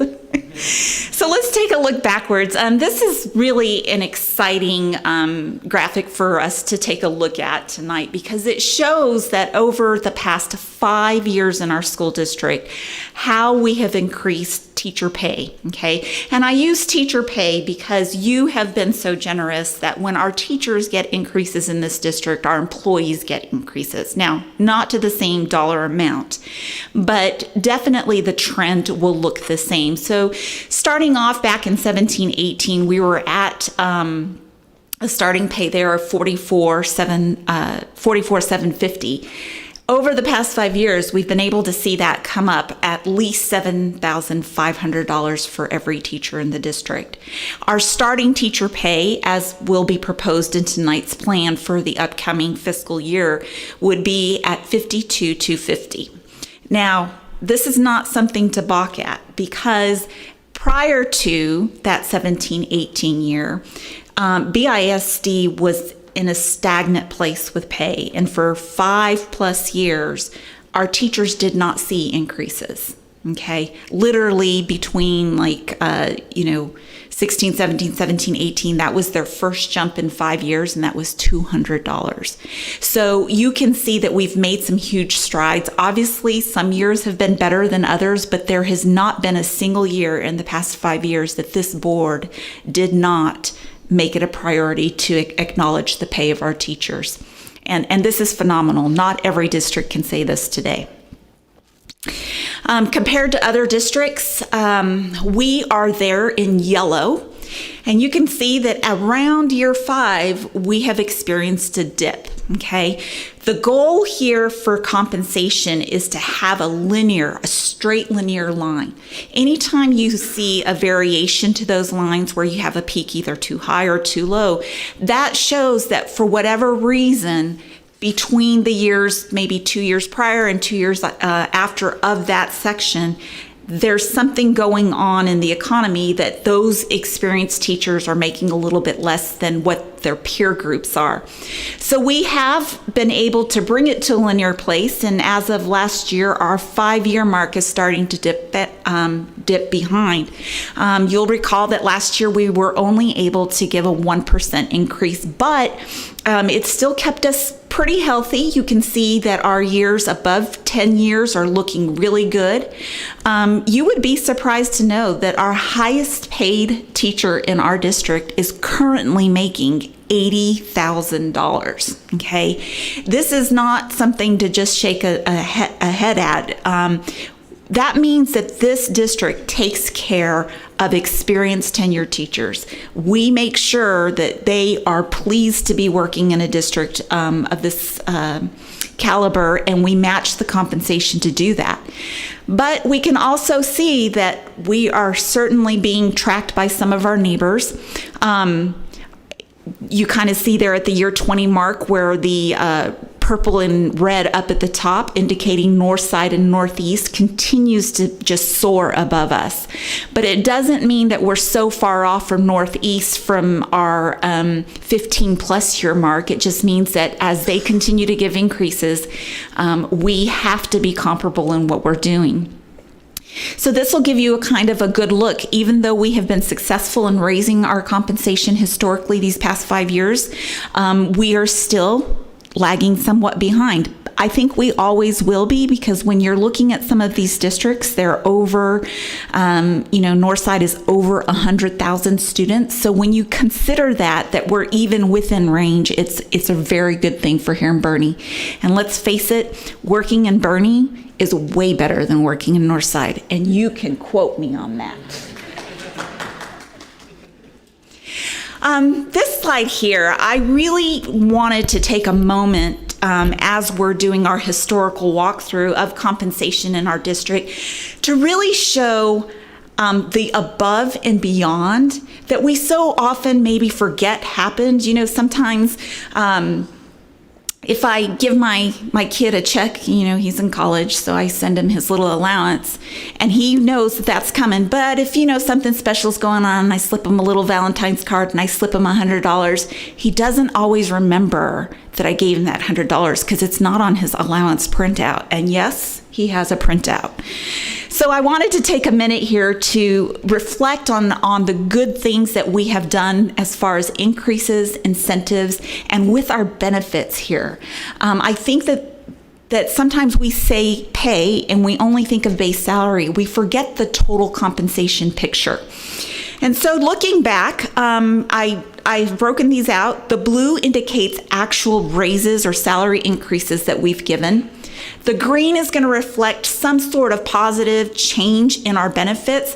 What you have seen historically here is that the district actually made several years of efforts to increase the district contribution, because at the same time we were seeing that the premiums were going up and we didn't want that to go solely on our employees. So we took up the slack and added a few dollars here and there, and then we took a significant step in 1920, we started and we made the proposal that coming into year 21-22, we were going to differentiate how we compensated or what our contribution would be for benefits. So let's take a look back in 18-19. You can see that our increase, and I'm using a teacher pay here as an example, we gave an increase of $1,575 as part of this step. But then we also boosted our contribution. That year we went from $287 for our contribution up to $331. And for a family, that's a big deal, because when you total that up per month, it all adds up. And so your annual increase there was well above. So our employees actually saw increases around $1,623. Going forward, you can see 1920 was an epic year. We gave a significant increase. We also did something that we had not done before, and we gave longevity incentives for people to, at Christmas time, we acknowledged that our district was working hard, and so we stepped up and we were able to give $500 to our employees for just being good, loyal employees. And then above that, we increased district contribution again by $6. In year 2021, we kind of saw a little bit of a lull, but we did still give an increase to the tune of $1,405. And our incentive, though small, it was still present. It's never too minute when you go above and beyond. Remember that Valentine's check we're giving. This is like a Christmas card we were giving. And again, it's a little acknowledgement. Now in 21-22, this year we gave a significant incentive. So even though our increase was not as large as we may have liked, one, we still gave an increase. And two, we really offset that with the Christmas incentive. And so you can see there that we cleared $1,691 in monies back towards our employees. This year has been the most significant, and I want to be able to show that we are proposing for next year an increase in between 2.5% to 3.5%. But on top of that, something tremendous has happened, and I'm going to just say this has never happened. It may never happen again, but our insurance premiums dropped. And when I say they went down, they went way low. And some of our employees, on average, will see about $1,548 a year savings. We have some employees in the district that will see $4,800 a year in cost savings on their insurance. And we have some employees that will see about $832 a year. What the point is that paired with a recommended increase to our district could mean that some of our employees are going to see money back in their pocket to the tune of $3,500. And that's not something to balk at, right? I'm just trying to get the peanut gallery to help us out here. So as we're reflecting and looking at what we could possibly do with compensation this coming year, I want everybody on this dais to just know how much we appreciate that you didn't just give us the bare minimum. You've created ways through incentives and through benefits that allow our employees to have a lot more in their pocket than maybe our neighbors are giving. So when they say they're giving a 2% raise and that's about $2,000, they're not also saying that we give incentives and we're making sure our benefits are being offset by the district. And so this is something that you could actually have made into a t-shirt and wear around publicly, and people would be like, oh, you're just so awesome.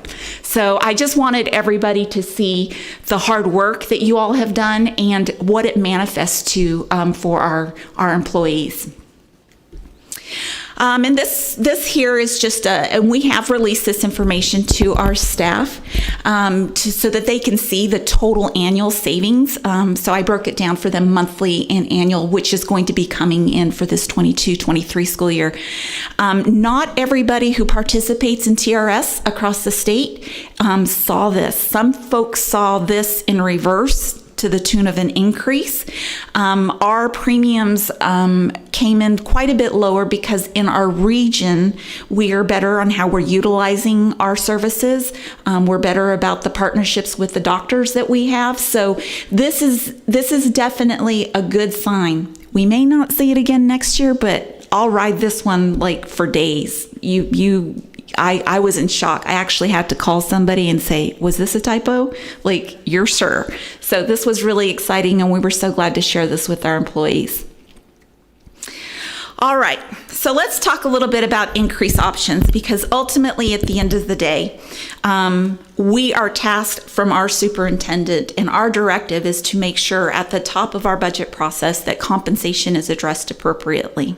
Okay, this means that we actually build our budgets going backwards and saying, we're going to cut out these portions here for compensation, and then whatever's left, we're going to work around. Okay. This year, we've worked through many, many scenarios, but after working as a team and meeting with you all through our workshops, we feel confident that the 3 scenarios that are being presented are manageable for our district.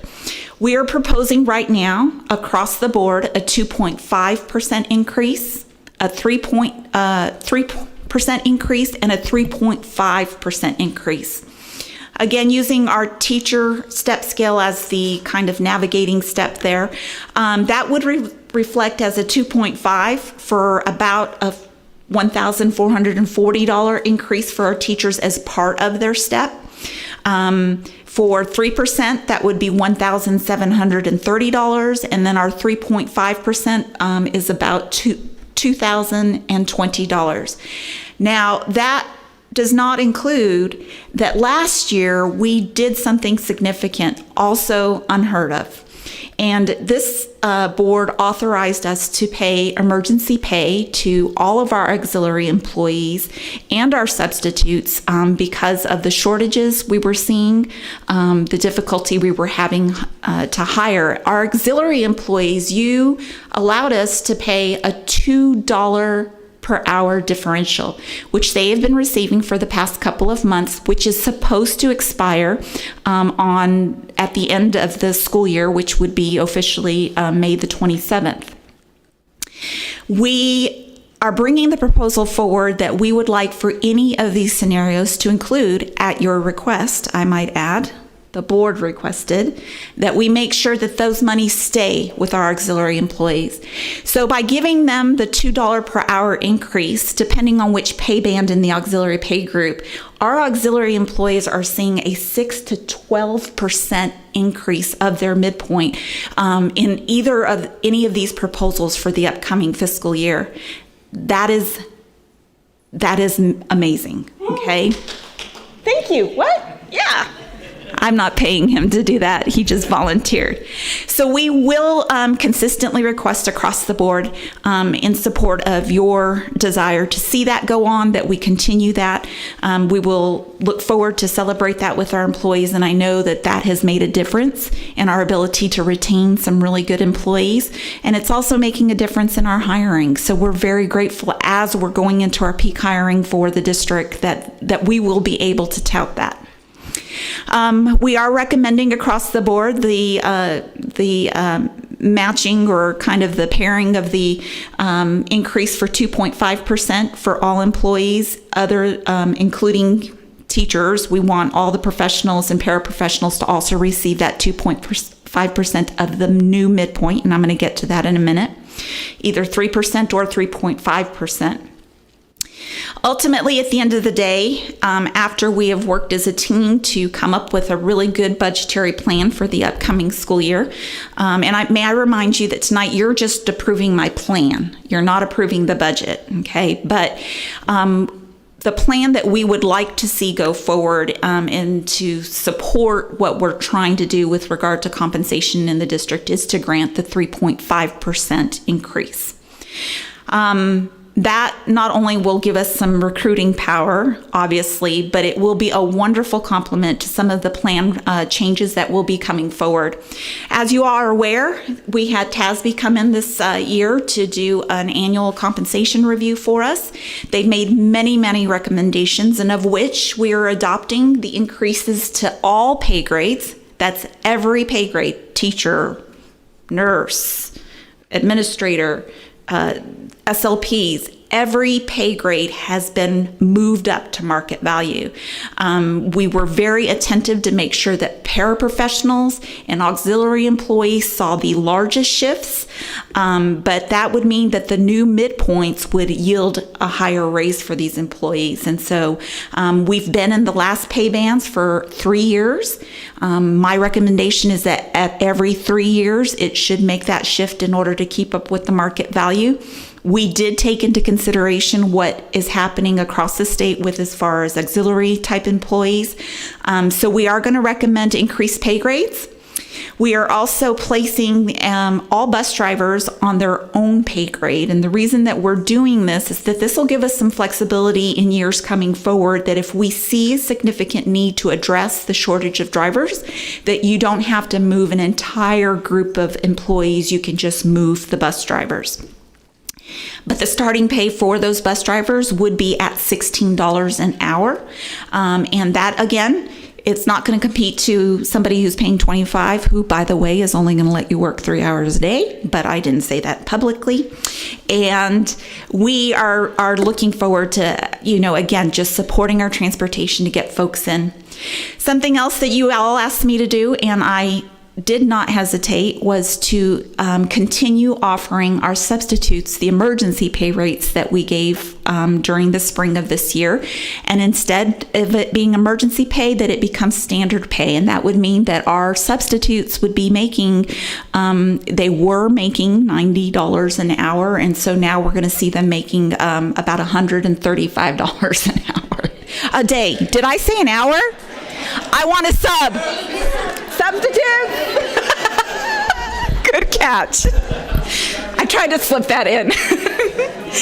But nonetheless, these recommendations, again, are going to, they are recommendations, but a plan moving forward has to have some very strategic steps in order to, one, keep us going in the trajectory that we've worked very hard for the past 5 years. I'm grateful that I was able to come in at a time under leadership who was very much aware about what the compensation of this district needed and made it the priority of our district. And so I'm grateful to make these recommendations to you. And at this time, I'll take any questions.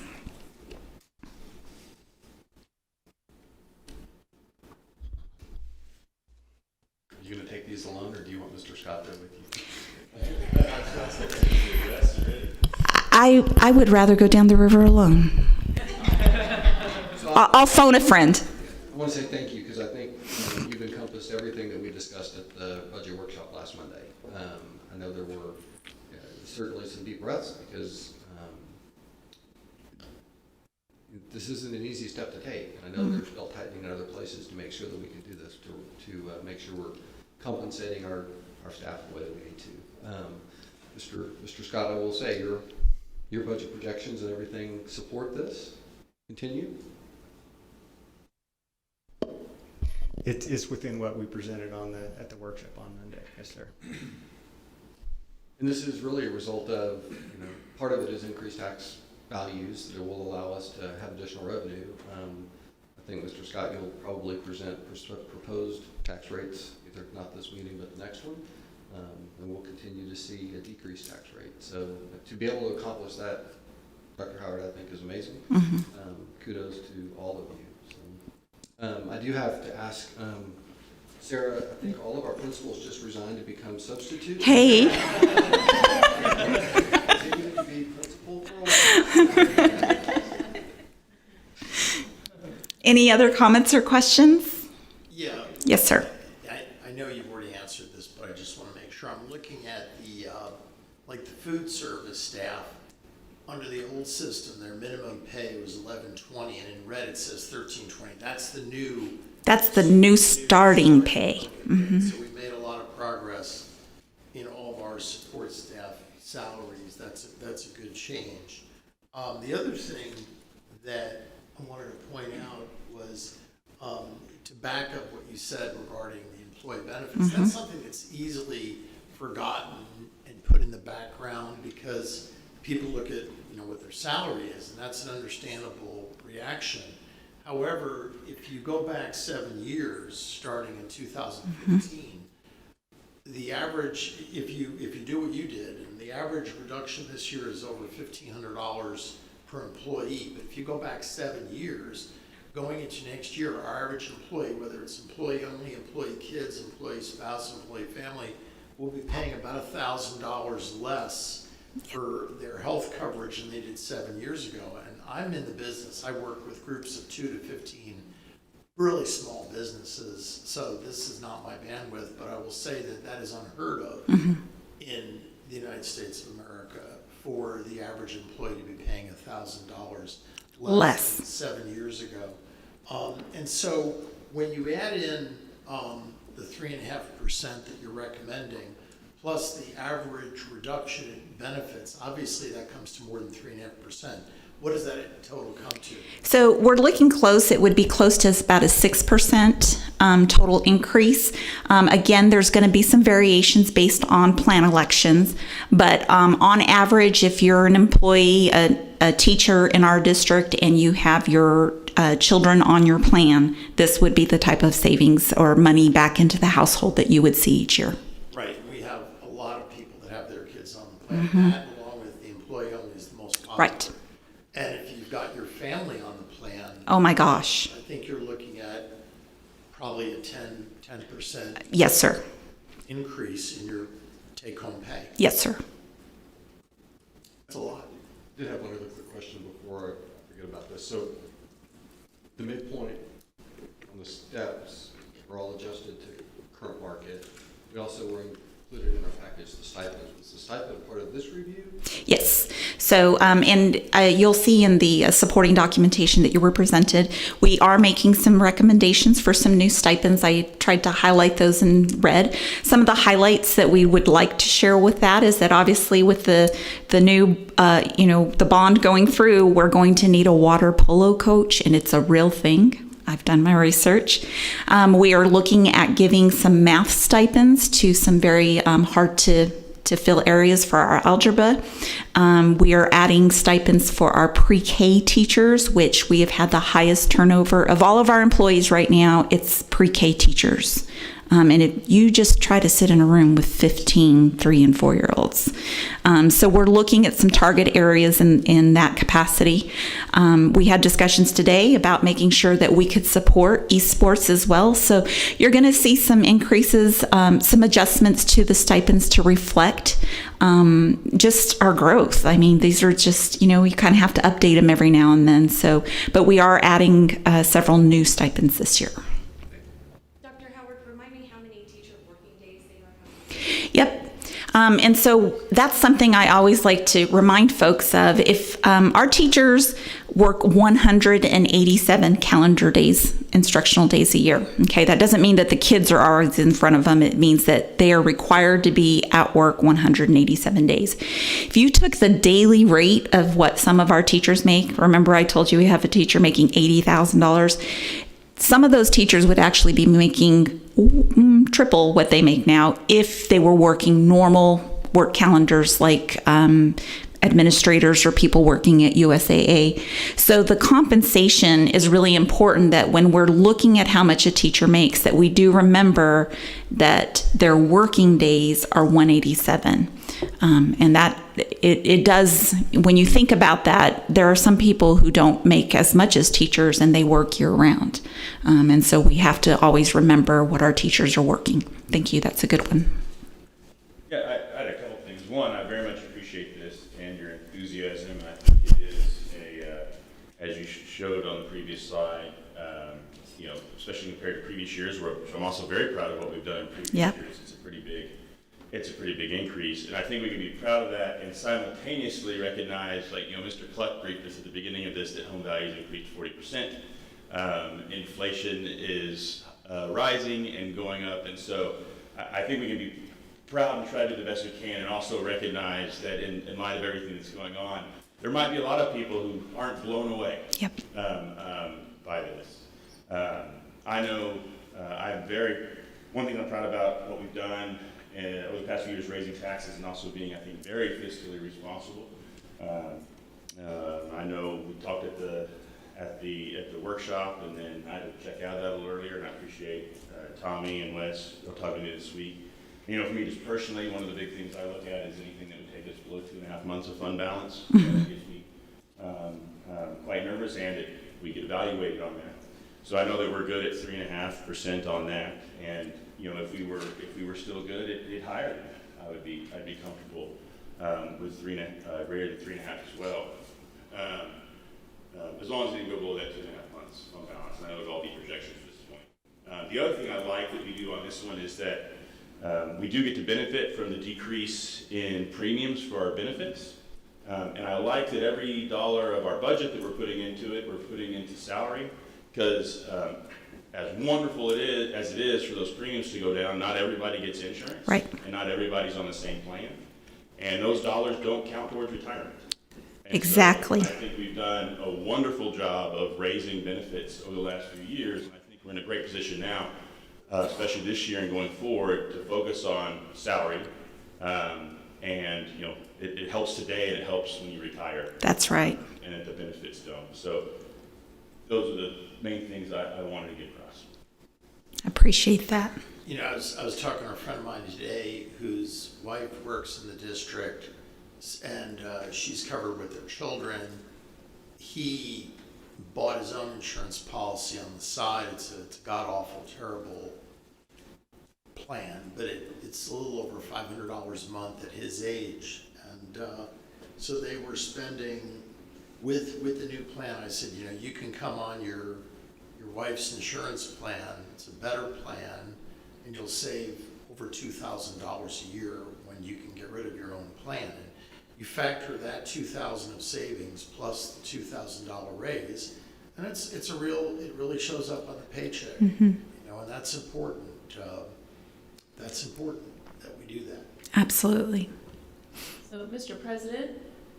Yes, sounds like you want to make a motion. I'd like to make a motion to approve the adoption of the 2022-2023 compensation plan as reflected in option C, the 3.5%. I'm very glad you specified the option C. Yes, okay, we have a motion and a second. Any other questions or comments Dr. Howard? Seeing none, all those in favor of the motion say aye. Aye. Opposed? Motion carries unanimously. Thank you, Dr. Thank you.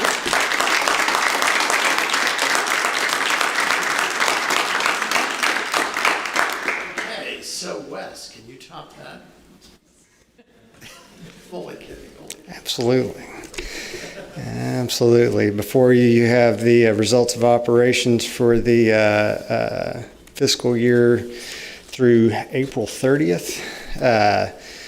All results are within budgetary and operational expectations. Next month, I'll be bringing an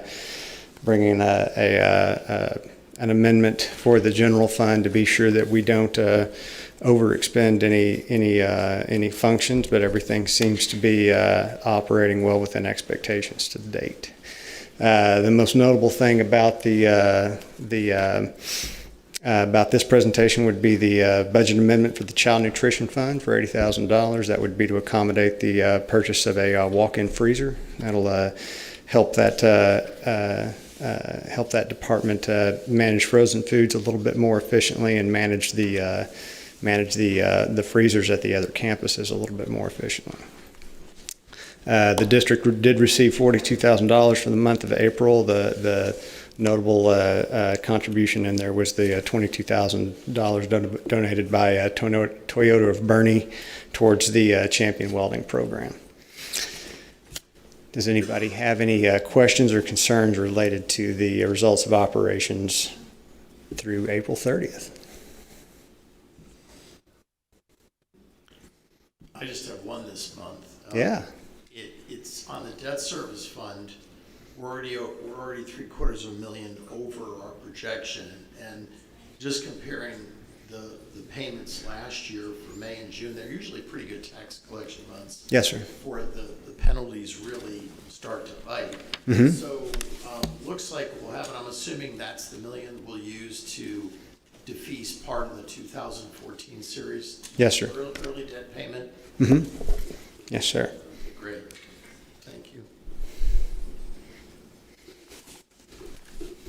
So does anyone have any questions? Do you have a motion, Mr. Fryer? I do. I move to approve the budget amendments, donation report, and tax collection reports as presented. You have a motion? Second. Second. Okay. Any other questions or comments? Great. All those in favor of the motion say aye. Aye. Opposed? Same sign. Okay. Motion carries. Next, you're still up, Wes. All right. You have before you a resolution establishing the district's intention to reimburse itself for prior lawful expenditures of funds from the proceeds of one or more series of tax-exempt obligations. This is commonly called a reimbursement resolution. This will, even though we don't have any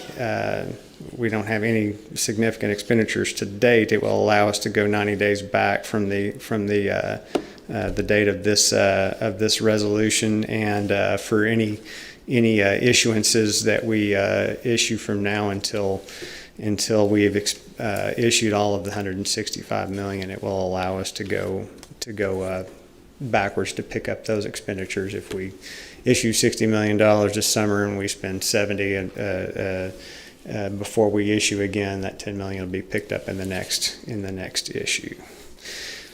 Does anybody have any questions or concerns related to this resolution? I move to approve a resolution establishing the district's intention to reimburse itself for prior lawful expenditure. Second. Okay, we have a motion and a second. Any other questions or comments? If not, all those in favor of the motion would say aye. Okay, opposed, same sign. Okay, motion carries. Great. Well, the last thing on the agenda for tonight is future business. Our June 20th meeting, we'll have a public hearing on the budget. We'll approve administrator contracts. We'll review the SHAC report, drug testing report, and that's it. So if there are no other questions, I'll entertain a motion for adjournment. Okay, all those in favor say aye. Opposed? Great.